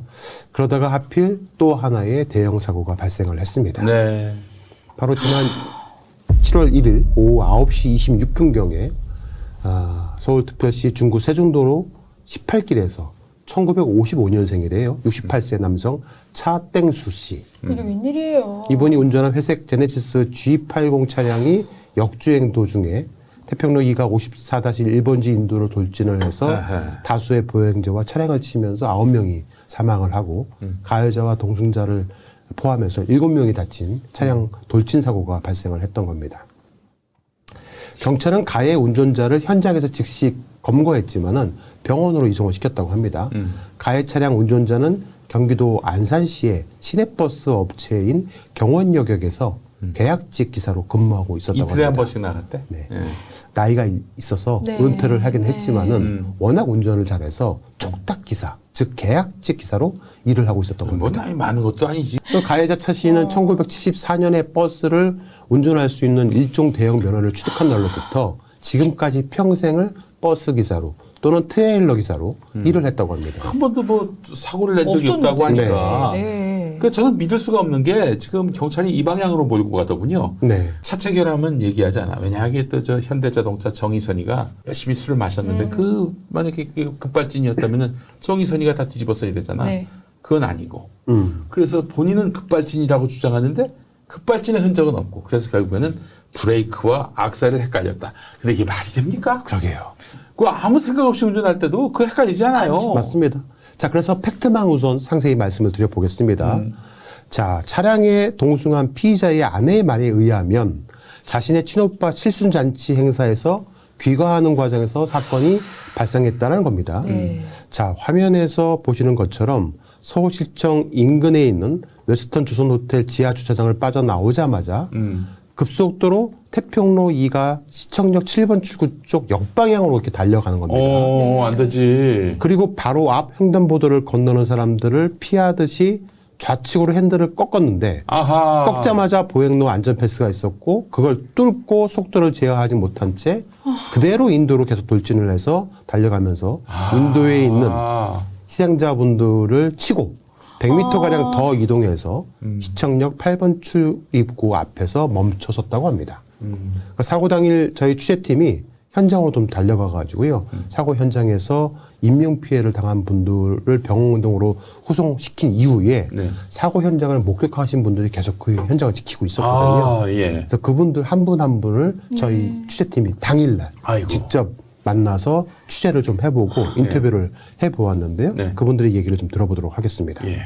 네, 오늘 모방 택시가 없었나 봐요. 차들이 없으니까 몸빵을 못한 거죠, 차들이. 아니, 뭐, 이렇게 좀, 도로 상황 같은 거 잘 아시는 것 같아요. 아니, 많이 다녀보니까. 사고가 나요, 네, 장소가 대형 사고 날 장소는 아니에요, 솔직히. 차를 밟을 수가 없어, 여기가. 이쪽이 보통 차량이 많이 다니는, 대형 차량이 많이 다니는 차량인데, 9시 그 시간대, 오늘은 시간대에 그 차량과 사람이 다를 때에 비해서 많이 없었대요. 특징은 그거래요. 이분이 이쪽에서 몸빵 하시는 모범택시가 항상 대기하셨는데 안 계셨거든요. 그러면 그 차량이 왔다 가면은 일단 속도가 줄어들 것이고 여기 후진이니까 후진인데 속도가 그냥 사람을 갖다가 맞추면 바로 죽을 정도 속도는 아니라는 거죠. 후진이기 때문에. 그러면 속도가 줄었을 거라고요. 근데 여기를 박았잖아요. 저기 가드레일을 박았으면은 속도가 안 줄었다는. 현저히 줄었다는 거죠. 현저히 줄었잖아요. 그러면 여기까지 왔을 때는 사람들이 와가지고서 대형 사고에 많은 사람이 사상자가 날 정도의 정도가 아니라는 거죠. 그리고 저기 가드레일이 있었기 때문에. 아, 그러니까 이러면서 피할 수 있는. 그렇죠. 그러니까 이해가 안 된다. 이거. 예, 약간 좀 이해가 안 간다는 거죠. 이거는 그렇죠? 이제 경찰이 조사를 해가지고 강력하게 이제 진짜 상식적으로 이해가 안 간다. 조사를 해야 돼. 경찰 조사를 필요합니다. 이거. 직진이라가 해도 그 정도 사상자는 안 나거든요. 지금 뭐 이렇게 큰 사고가 날 그게 환경이 아니었다. 그렇죠. 도로가 그렇게 큰 사고가 날 수가 없는 도로예요. 넓잖아요. 그리고 그 시간대잖아. 9시 반이면은 만약에 새벽 1시나 새벽 2시 같으면은 뭐 그럴 수도 있게 생각하는데 9시 반이면은 속도가 낼 수가 없는 도로예요. 인간적으로. 저기를 먼저 박았다 하면 이쪽에 지나가는 사람들이 어느 정도 지금 문제가 있다는 거죠. 인식을 했다는 거죠. 네. 그러니까 그 당일날 시간대는 일방통행이긴 했지만은 4차선 도로였기 때문에 네. 얼마든지 피할 수 있는 곳들이 많았거든요. 그런데 가드레일이 있는 인도로 뛰어들었다는 거는 납득할 수가 없다는 게 목격자들의 이야기입니다. 그러니까요. 제가 저기 평생 살았잖아요. 결혼하기 전에. 아, 그래요? 네, 저희 집이 북촌이라서 네. 저희는 그냥 진짜 자주 다니던 곳인데 네. 저렇게 차가 저렇게 빨리 갈 수가 없는 곳이에요. 그러니까요. 진짜 저 길만 운전을 터득하면 운전 다 아무 데서나 할 수 있다고 할 수 있을 정도인데. 그렇지. 근데 아무리 생각해도 왜 인도로 뛰어들었을까? 그건 난 도무지 이해를 할 수가 없어요. 왜 인도로 뛰어들어? 그 사람들이 있는데. 너무 이상하다. 그래놓고는 안나의 실수, 이거는 급발진이다? 아니, 급발진이라 하더라도 차도를 가든지 어딜 들이박든지 해야 될 거 아니에요? 네. 왜 사람이 있는 곳으로 들어가? 자, 그러면 왜 이런 사고가 날 수밖에 없었을까? 몇 가지 의문점이 좀 들었습니다. 의문점이라고 말씀을 드릴 수밖에 없는 것은 사고가 나고 경찰이 지난 7월 4일 날 목요일에 가서야 첫 피의자 조사를 병원에 가서 할 수 있었기 때문입니다. 사고 발생 후에 무려 4일 만에야 운전자 차모 씨에 대한 피의자 조사를 할 수 있었던 그렇게 할 겁니다. 수는 없는 거 아닙니까? 그러게요. 그리고 경찰은 체포영장을 청구했는데 법원은 사고 운전자가 출석에 응하지 않을 이유가 없고 체포의 필요성을 단정할 수 없다면서 경찰이 신청한 체포영장을 기각했습니다. 아이고야. 자, 그럼 의문점들을 말씀을 한번 드려보겠습니다. 첫째, 사고를 낸 운전자 차모 씨는 급발진을 주장하고 있습니다. 문제는 사고를 낸 즉시 경찰에게 스스로 급발진이라고 이야기한 게 아니란 겁니다. 가해 차량 운전자의 동승자, 즉 자신의 부인이 경찰의 급발진이라고 진술을 한 겁니다. 그런데 정말 이상한 거는 사고가 나자마자 자신도 갈비뼈가 부러져 가지고 여기저기 부상을 당했다면서 고통을 호소해 갖고 일단 119 구급대한테 실어 가지고 병원으로 응급 이송을 시켰단 말입니다. 운전자를.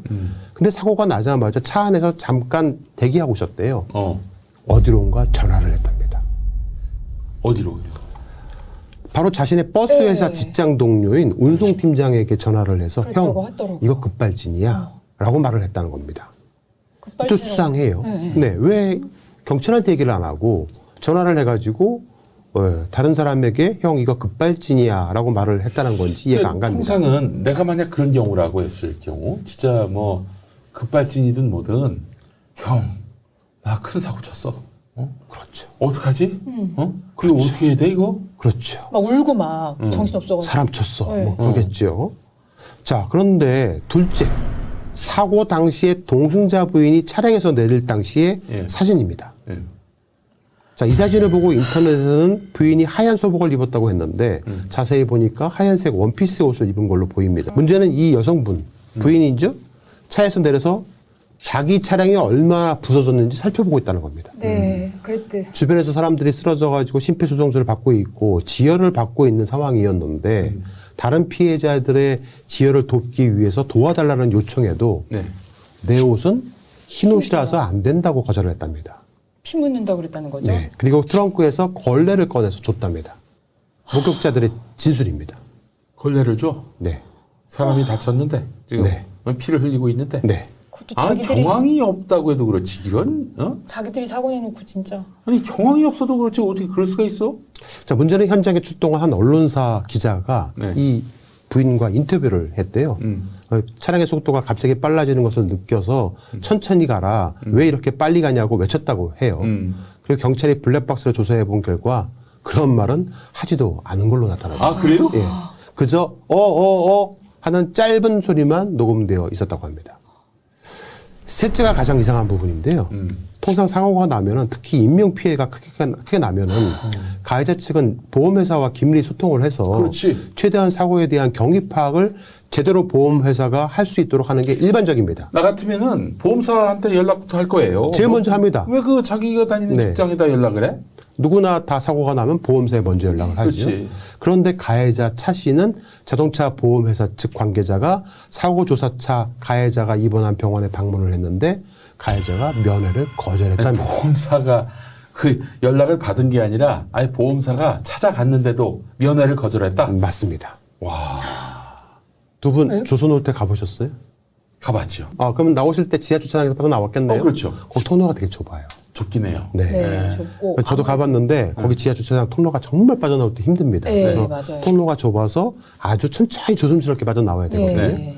즉 지하 주차장 통로를 빠져나올 때까지만 하더라도 이 가해 차량은 매우 정상적이었다는 얘기입니다. 근데 나오자마자 그냥 요철 하나 지나고 그때부터 속도를 냈다는 거 아니에요? 주차장을 다 빠져나오자마자 갑자기 급가속을 하면서 일방통행 방향으로 역주행을 했다는 거예요. 왜일까? 다시 한번 영상을 보시겠습니다.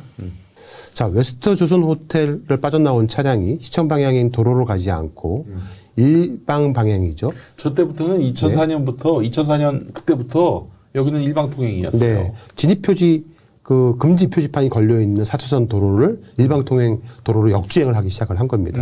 자, 문제는 가해 운전자는 급발진을 주장한다고 하지만은 국과수에서 수사한 결과 악셀을 풀로 90% 이상을 밟았다고 합니다. 그러니까 시속 100km 이상 넘는 굉장한 속도로 역주행을 한 겁니다. 자동차용 영상사고 기록 장치라고 불리는 EDR 정밀 분석한 결과 브레이크를 사고 운전자가 밟았다는 흔적이 기록되어 있지 않았다고 합니다. 이게 만약에 진짜 그게 브레이크하고 악셀을 헷갈렸다 하더라도 저 거리가 얼만데 이 눌렀을 때 이게 멈추지 않고 더 빨라졌다면은 그럼 잽싸게 딴 거를 밟아야 되는 거 아니야? 그렇죠. 그렇게 원거리를 갔는데도 근데 문제는 말이 안 사람들을 돼. 잇따라 들이박은 후에 세종대로로 빠져나와서 차량 2대를 또 추돌한 후에 이상할 일이 많지 자연스럽게 브레이크를 제동을 해서 멈춰선 겁니다. 급발진이나 가속 관련 전문가들은 이구동성으로 차량이 급발진을 하게 되면은 어떤 장애물에 부딪혀서 정차하기까지 차량이 스스로 가다가 딱 멈추는 경우는 처음 봤다고 합니다. 급발진이라면은 급발진을 주장을 하면서 사람들을 치고 나가던 약 200m 정도에 찍힌 CCTV를 분석해 보면은 해당 가해 차량의 브레이크 등이 들어와 있지 않았거든요. 즉 급발진이라면 당연히 차량을 멈춰 세우기 위해서 브레이크를 밟았을 텐데 브레이크가 아닌 가속 페달을 밟은 게 아닌가 추정되는 겁니다. 하지만 여전히 급발진 가능성도 배제할 수 없다라는 전문가들도 있습니다. 우리나라 급발진 사건 관련해서 현재까지 민사상 급발진이 인정된 사례는 단 한 건도 없다고 합니다.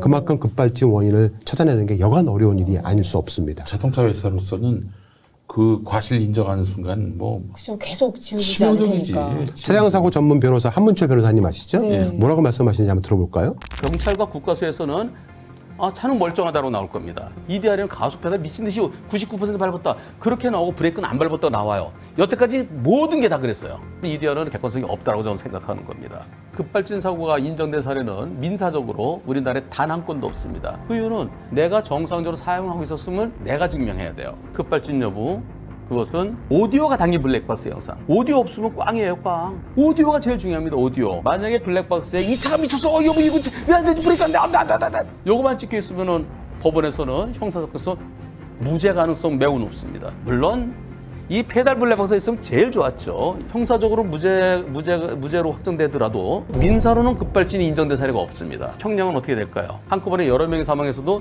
그 상상적 경합이라고 그랬고요. 최고가 5년이에요. 그래서 이 사건은 유죄가 되면 5년일 겁니다. 네. 자, 그런데 경찰이 블랙박스를 쓰고 해갖고 조사를 해보니까 방금 한문철 변호사님이 말한 그런 음성 녹음은 없었던 거예요.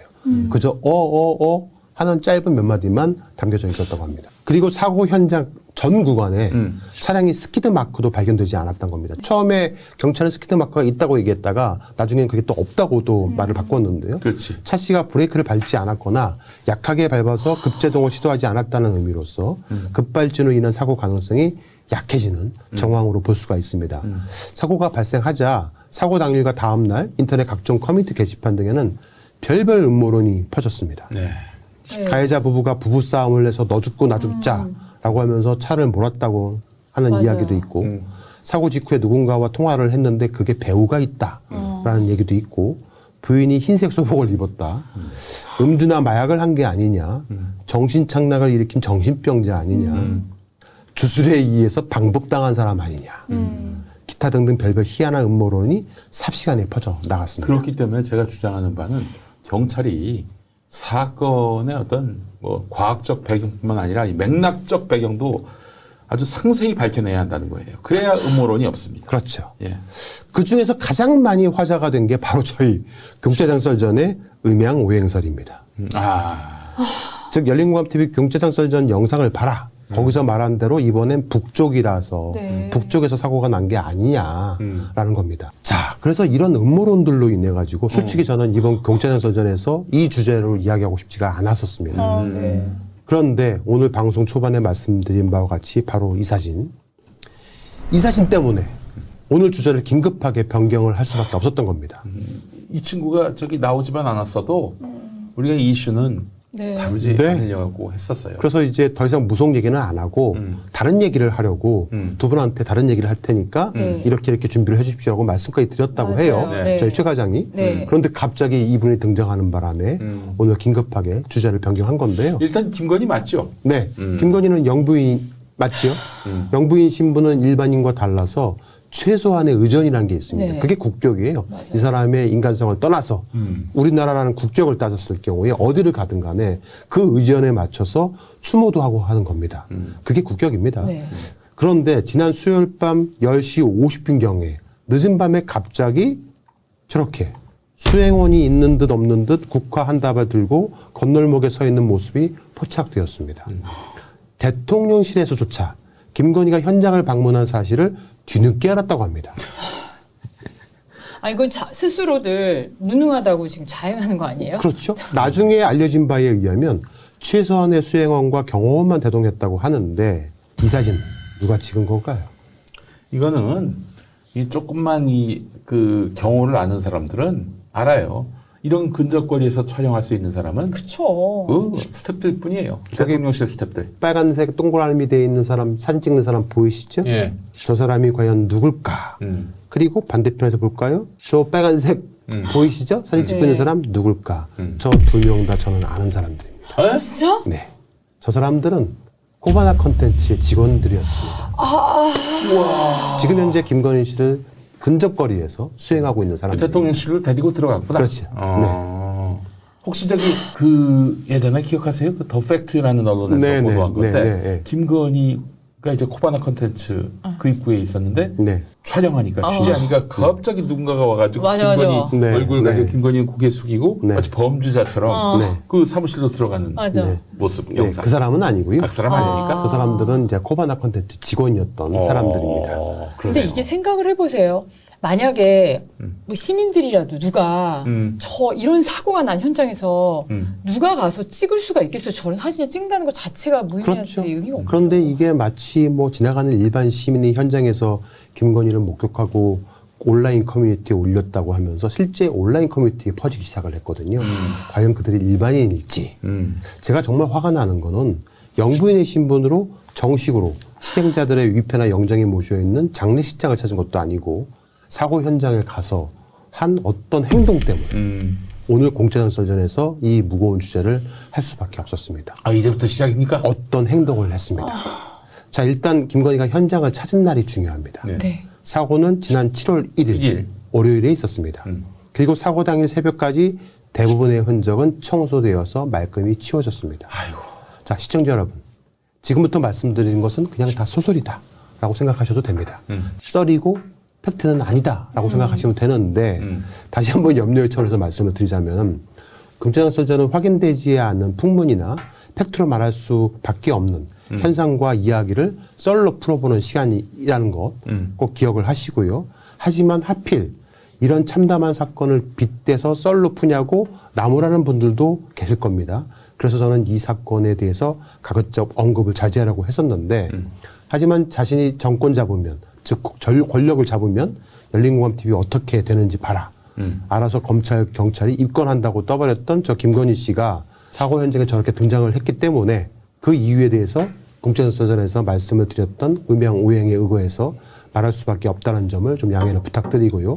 사고가 난 날은 지난 7월 1일 그리고 사고 현장은 치워져 있었고 행인들과 조문객들이 현장을 찾아서 국악가수를 놓고 희생당한 분들을 추모하기 시작한 거는 다음 날인 7월 2일 화요일이었습니다. 자, 대부분의 사람들이 사고 다음 날 찾아와서 추모를 한 겁니다. 우리나라는 사람이 죽으면 사무제를 합니다. 3일간 죽은 영혼은 이승에 머물러 있습니다. 그리고 사무제를 끝으로 발인을 마치고 4일차에 이승을 떠난다고 믿고 있습니다. 대부분의 우리나라 사람들은 사람이 죽으면 이 일정에 맞춰서 장례를 지냅니다. 죽은 영혼이 이승에 머물러 있는 사무제 기간 동안 왜 하필 김건희는 발인을 하루 앞두고 홀순날 7월 3일 홀순날 현장에 나타나야 했을까? 지난 금천항설전을 통해서 양평 김건희 선산 인근에 수상한 건물 기억하시죠? 네네. 바로 저 건물입니다. 이 건물 내부에도 저희 취재팀이 들어가서 봤잖아요. 네. 결국 눈으로 확인을 했어요. 우리가 의심했던 대로 그 2층은 봉안대로 낙골당으로 쓰고 있었고 1층은 일본식 신전처럼 제를 지낼 수 있는 일본식 재단을 만들어 놓았고 거기서 가득 찬 소주병들이 질벽에 늘어져 있는 것을 발견을 했죠. 저희 공천설전을 쭉 그동안 시청하신 분들은 아시겠지만은 지난 5월 25일 날 방송했던 공천설전 25화 약 43만 명이 시청을 하고 계시는데 죽은 자의 영혼을 제물로 일본 주술이라는 제목이었습니다. 즉 죽은 영혼이 이승에 머물고 있는 사무 기간 동안 내 죄를 당신이 대신 가져가라. 그렇게 그 쭈구리 앉아가서 라는 뜻에서 주술적 행위를 하는 곳이라는 추정을 하는 이야기도 했었잖아요. 그래서 윤석열 김건희라고 쓰였던 흰색 연등도 보여드렸죠. 저희 설전이 방송되고 나서는 그 연등에 적힌 윤석열 김건희 이름 명패가 사라졌다라고도 방송을 했습니다. 당신의 죽음은 안타깝지만 우리의 죄, 내 죄를 당신이 대신 가지고 가라 라는 의식을 하려면 그에 맞는 주문을 속으로 외우고 주술을 하든가 아니면 큰 소리로 구술하든가 해야 합니다. 그런데 현장에 나타난 김건희 씨가 쭈그려 앉아서 그것도 소주병들이 질비하게 놓인 곳에 앉아서 준비한 국화를 놓고 한동안 멀끄러미 중얼중얼 거렸다고 하는데 속으로 무슨 생각을 했는지 추모를 했다면 어떤 생각으로 추모를 했는지 궁금합니다. 뭐라고 추모됐는지. 네. 제가 오늘 경제설전을 하게 된 가장 화가 난 이유를 말씀드리겠습니다. 바로 이 사진 때문입니다. 지난 10월 29일 이태원 참사 당시에 일본 신흥 종교인 천리교 통제도 받지 않고 경찰이 그 어떠한 제재도 받지 않고 이 앞에 있는 남자는 취재팀이거든요. 취재기자야. 카메라 들고 있네. 취재하지도 않는 사람이 저렇게 멀쩡하게 참사 현장 가운데 중앙에 서서 제를 지내는 모습을 보셨을 겁니다. 천리교는 일본 메이저 시대 직전에 생겨나서 일제시대 이전에 한국에 포개된 종교이고 일련 종종이라는 이름과 더불어서 한국의 조직이 있는 일본 신흥 종교다라고 말씀을 드렸고요. 윤석열 집안이 일종의 일련 종종을 믿는 집안이 아닐까 하는 의혹을 제기하기도 했었습니다. 검찰총장 사퇴 후에 강릉 외갓집에 방문해갖고 찍은 사진 하나를 또 저희 일본TV가 공개했는데 저 뒤에는 액자가 남무묘벽 연화경, 한자가 일본식으로 읽으면 남묘 호랑객교라고 말씀을 드렸죠. 자, 문제는 이 천리교 사제가 죄를 끝내고 하는 마지막 행위가 있습니다. 바로 죽은 자들의 영혼이 쓰러져 있는 현장을 향해서 이렇게 두 손을 가지런히 모으고 일어서서 참배를 하는 겁니다. 즉 저렇게 쪼그려 앉아서 나름 주문을 외우고 죄를 지낸 후에 마지막에 일어나서 두 손을 가지런히 모으고 사고 현장을 바라보거나 그 거리를 천천히 걸으면서 참배를 하는 것. 이게 천리교의 죄를 지내는 방법입니다. 자, 이제 제가 왜 오늘 이 주제를 삼았는지 보시겠습니다. 김건희? 네. 저는 김건희 씨의 이 행동을 보고 너무도 기겁했습니다. 그래서 오늘 방송 주제를 갑자기 바꿀 수밖에 없었던 겁니다. 손을 가지런히 앞으로 모으고 그 거리를 걸어갔습니다. 자, 그리고 동남 중서북 김건희가 믿는 음양오행에 따르면 한반도 중심 서울의 중심에 이태원역을 기점으로 동쪽의 기운을 타고난 김건희는 용산 관저가 완공되고 바로 입주하지 않았다고 말씀을 드렸습니다. 동남 중서북의 애군의 흐름에 따라서 동쪽 용산 관저를 완공하고 나서 뭔가 주술적 장치를 하기 위해서 수의 계약으로 업체를 선정한 게 아닌가 하는 의혹을 제기하기도 했었습니다. 아무튼 바로 입주하지 않았던 겁니다. 그러다가 2022년 8월 남쪽 신림동 강남 쪽에서 100년 만에 물난리가 나고 많은 희생자가 발생을 했습니다. 신림동 반지하에서만 3명의 가족이 참변을 겪었지요. 그때도 김건희는 용산관저로 입주하지 않았습니다. 그리고 2개월 뒤인 2022년 10월 29일 이태원역 해밀턴 호텔역 골목에서 대형 참사가 벌어지고 나서야 용산관저로 입주했습니다. 다음은 서쪽의 기운을 타고난 윤석열은 청와대로 바로 들어가지 않고 무려 수조 원이 들어가 돈을 쏟아부어서 굳이 공동묘지터 위에 지은 옛 일본 총독부 자리가 있었던 국방부 청사로 들어갔던 겁니다. 그리고 저희 열린과함TV를 비롯해서 여러 매체들이 대통령실에 오방신을 뜻하는 괴 구조물을 설치했다라는 이야기를 했었잖아요. 네. 결국 괴 구조물을 잘못 남쪽에 설치를 해서 최혜병 사건 등 윤석열 입장에서는 크고 작은 안 좋은 사건들이 벌어지니까 동해 영일만 쪽에다가 뜬금없이 갑자기 시추봉 5개를 박는다는 발표를 했다고 말씀을 드렸고 하지만 공짜장 썰전을 통해서 방송 직후에 다음날 천공이 자신의 방송을 통해서 시추봉을 박지 말라고 지시를 내렸고 그리고 용산 대통령실에서 다른 곳에다가 오방신을 설치했다라는 첩보를 입수했다라고 말씀을 드렸습니다. 자, 그리고 나서 갑자기 지난 6월 24일 화성 리튬 배터리 제조 공장에서 대형 화재가 발생을 했습니다. 해당 아리셀 공장은 서쪽에 자리하고 있었던 겁니다. 제가 구글 어스를 통해서 상공에서 바라본 아리셀 공장 사진을 보여드리겠는데요. 바로 이 사진입니다. 바로 이것이 화재가 발생한 아리셀 공장이고요. 그 바로 위에 있는 공장은 옥상 컬러가 분홍색입니다. 주변 다른 건물들이나 공장들의 옥상 컬러는 대부분 회색이거나 청색이죠. 그런데 저 건물만 분홍색으로 되어 있었습니다. 구글 어스로. 어제 김건희가 믿는 음양오행의 악순환에 의하면 다음 순서는 북쪽이었습니다. 다음 순서는. 그래서 청와대에 뜬금없이 뭐 분홍색으로 칠한 안내소와 분홍색 옷을 입은 안내원들 그리고 뭐 분홍색 간판 등 뭐 약한 기운의 주술을 내쫓거나 죽은 영혼에게 주술을 걸 때 사용하는 뭐 죽으로 사용되는 매와 같은 죽은 영혼을 뜻하는 분홍색으로 단장한 이 청와대의 기괴한 모습을 저희 공짜장 썰전을 통해서 공개하기도 했습니다. 그런데 이 그림에 나오는 북쪽은 청와대, 광화문, 북한 그리고 시청도 있습니다. 거듭 말씀드리지만은 제가 드리는 이 말은 소설이고 썰입니다. 결코 팩트도 아니고 김건희가 믿는 음양오행, 그녀가 자신의 논문 주제로 삼았던 음양오행과 주술적 행위를 했던 집신인간 공양 등의 정신세계에서 생각을 해보면 섬뜩하고 소름 돋는 일이 벌어진 게 아닌가 생각이 되기 때문에 말씀을 드린 겁니다. 즉 누군가의 사주나 명령으로 또는 주술적 주문에 의해서 방법을 당해서 운전수가 영화나 공포 드라마에 나오는 것처럼 뭐 최면에 걸려갖고 끔찍한 사고를 저질렀다는 것은 결탄코 아닙니다.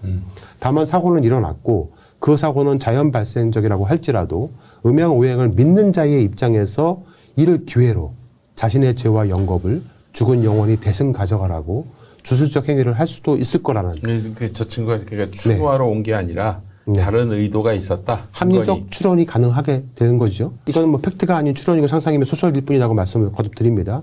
그런데 시청 저 어딘가에 분홍색이 있었습니다. 에? 바로 여기입니다. 해치입니다. 오세훈 시장은 서울시의 상징 캐릭터를 분홍색 해치로 변경했습니다. 문제는 재앙과 화를 막아준다는 해치는 과거부터 주술적 의미를 갖는 무속신앙으로 치부됐던 상상 속의 동물입니다. 여기서 맞은편 아니에요, 거기가? 그렇죠. 맞은편이에요. 해치가 원래 노란색이었거든요. 네, 해치가 예. 핑크인 건 전 서울에서 상징하는 캐릭터로 결정된 것이 이것이 오세훈 시장이 만든 거예요. 2008년 5월이었는데 당시 오세훈 33대 서울시장이 2007년 11월부터 서울을 상징하는 요소 27가지를 선정한다면서 설문조사를 했는데 가장 많이 첫 손에 꼽힌 설문조사 1위가 뭐였는지 아십니까? 경복궁이었습니다. 그런데 뜬금없이 경복궁과 관련이 있는 깊은 상징 요소 8가지가 있다고 하면서 그중에서 매화, 해치 이런 것도 찾아내가지고 해치를 최종적으로 선정을 해버립니다.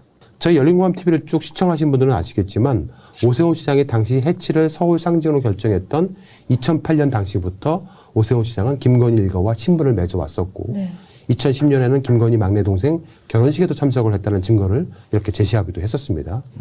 문제는 처음에 거론되지도 않았던 해치가 경복궁 등을 따돌리고 서울의 상징이 될 만큼 대단한 의미를 가진 존재인가 한번 생각을 해봐야 되는데 당시에 자문회의나 세미나 등에 참석했던 전문가들은 이구동성으로 해치로 다 정해놓고 자문회의를 연다는 느낌을 받았다는 겁니다.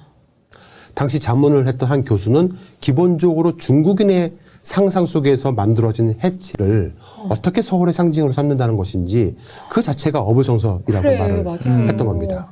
그런 해치 상징물을 오세훈 시장은 박원순 시장이 사망하자마자 곧바로 대대적인 리뉴얼 작업을 통해서 대형 해치, 그것도 이렇게 컬러는 분홍색으로 바꾸어서 광화문을 비롯해서 시청, 청계천 곳곳에 해치 인상을 설치를 진짜 이거 했습니다. 일본 캐릭터 같잖아요. 네.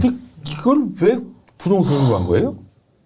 이유를 모르겠습니다. 이거 가지고 기독교 문화 전문가들이요 경계의 목소리를 내면서 왜 이런 거 하느냐, 기독교인들은 전통적인 상징물에 대한 올바른 인식을 가져야 한다라고 해서 반대를 했는데 그냥 반대로 끝쳐버렸죠.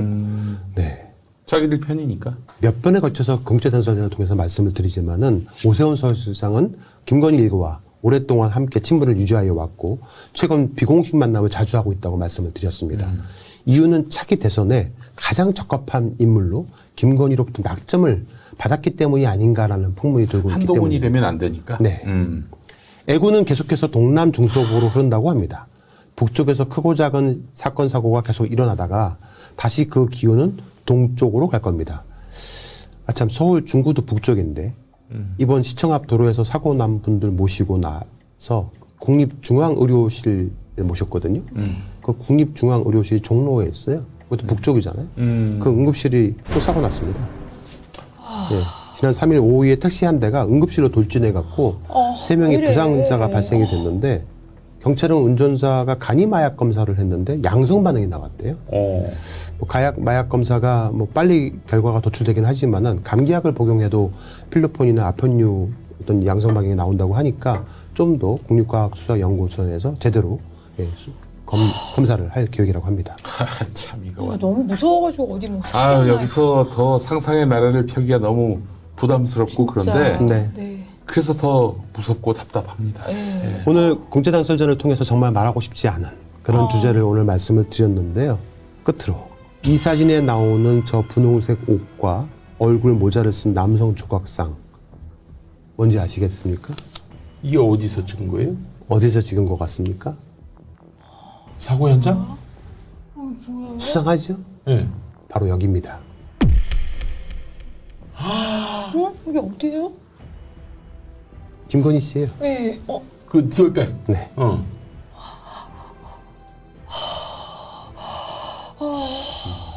그렇지. 바로 여기였습니다. 끝으로 하신 말씀. 네. 제가 사실 그래서 처음에 급발진이라고 했지만 급발진이 아닌 걸로 드러났을 때부터 강력하게 의심했습니다. 그래서 계속 주목하고 있는데 뭐라도 하나 이렇게 우리의 이런 가설이 하나라도 맞아 떨어지면은 의심을 안 할 수가 없겠어요. 그러면은. 네.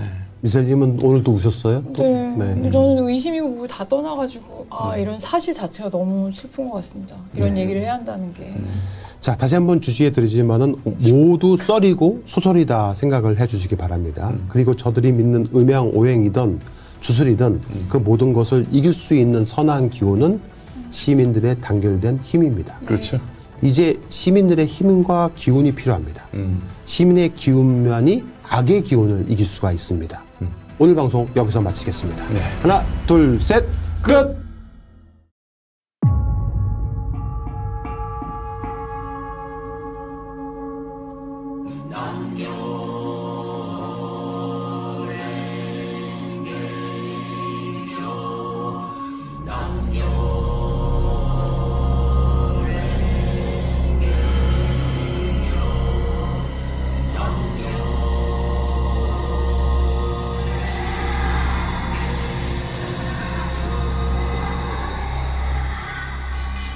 제가 무당을 더 잘 봐요.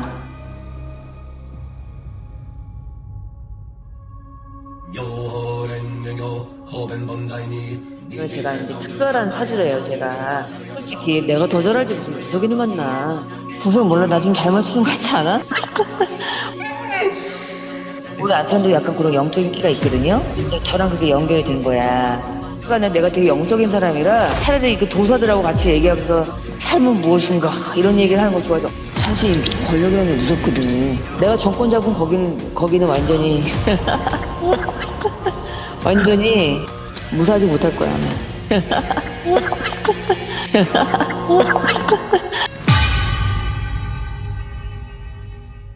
내가 웬만하면 뭐 잘 본다니까?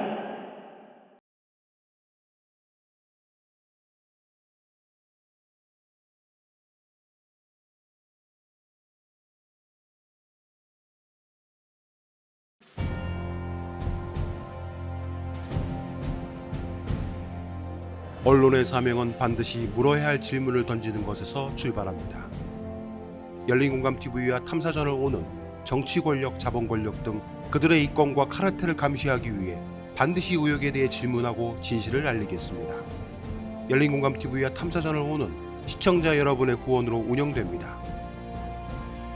ARS 전화 1877-0809를 누르신 후 안내 멘트에 따라 정기 후원에 가입하여 주시길 부탁드립니다. 또는 우리은행 1045-704-387412, 국민은행 787201-04-247879의 후원 계좌를 통해 일시 후원 및 정기 후원도 가능합니다. 그리고 안내에 따라 해피나눔의 필수 항목이라고 붉은 글씨로 되어 있는 것 등에 기입하여 원하는 금액을 입력한 후 서명하여 신청하기 버튼을 클릭해 주시기 바랍니다. 열린공감TV와 탐사전을 온해 모든 영상의 더보기를 클릭한 후 기재되어 있는 ARS 후원 안내 1877-0809 및 우리은행 국민은행 계좌를 통해 시청자 여러분의 소중한 후원을 기다립니다. 열린공감TV와 탐사전을 오니 오로지 진실 그 하나를 위해 항해해 갈 수 있도록 시청자 여러분이 함께 승선하여 길잡이와 등대가 되어 주시길 부탁드립니다. 감사합니다.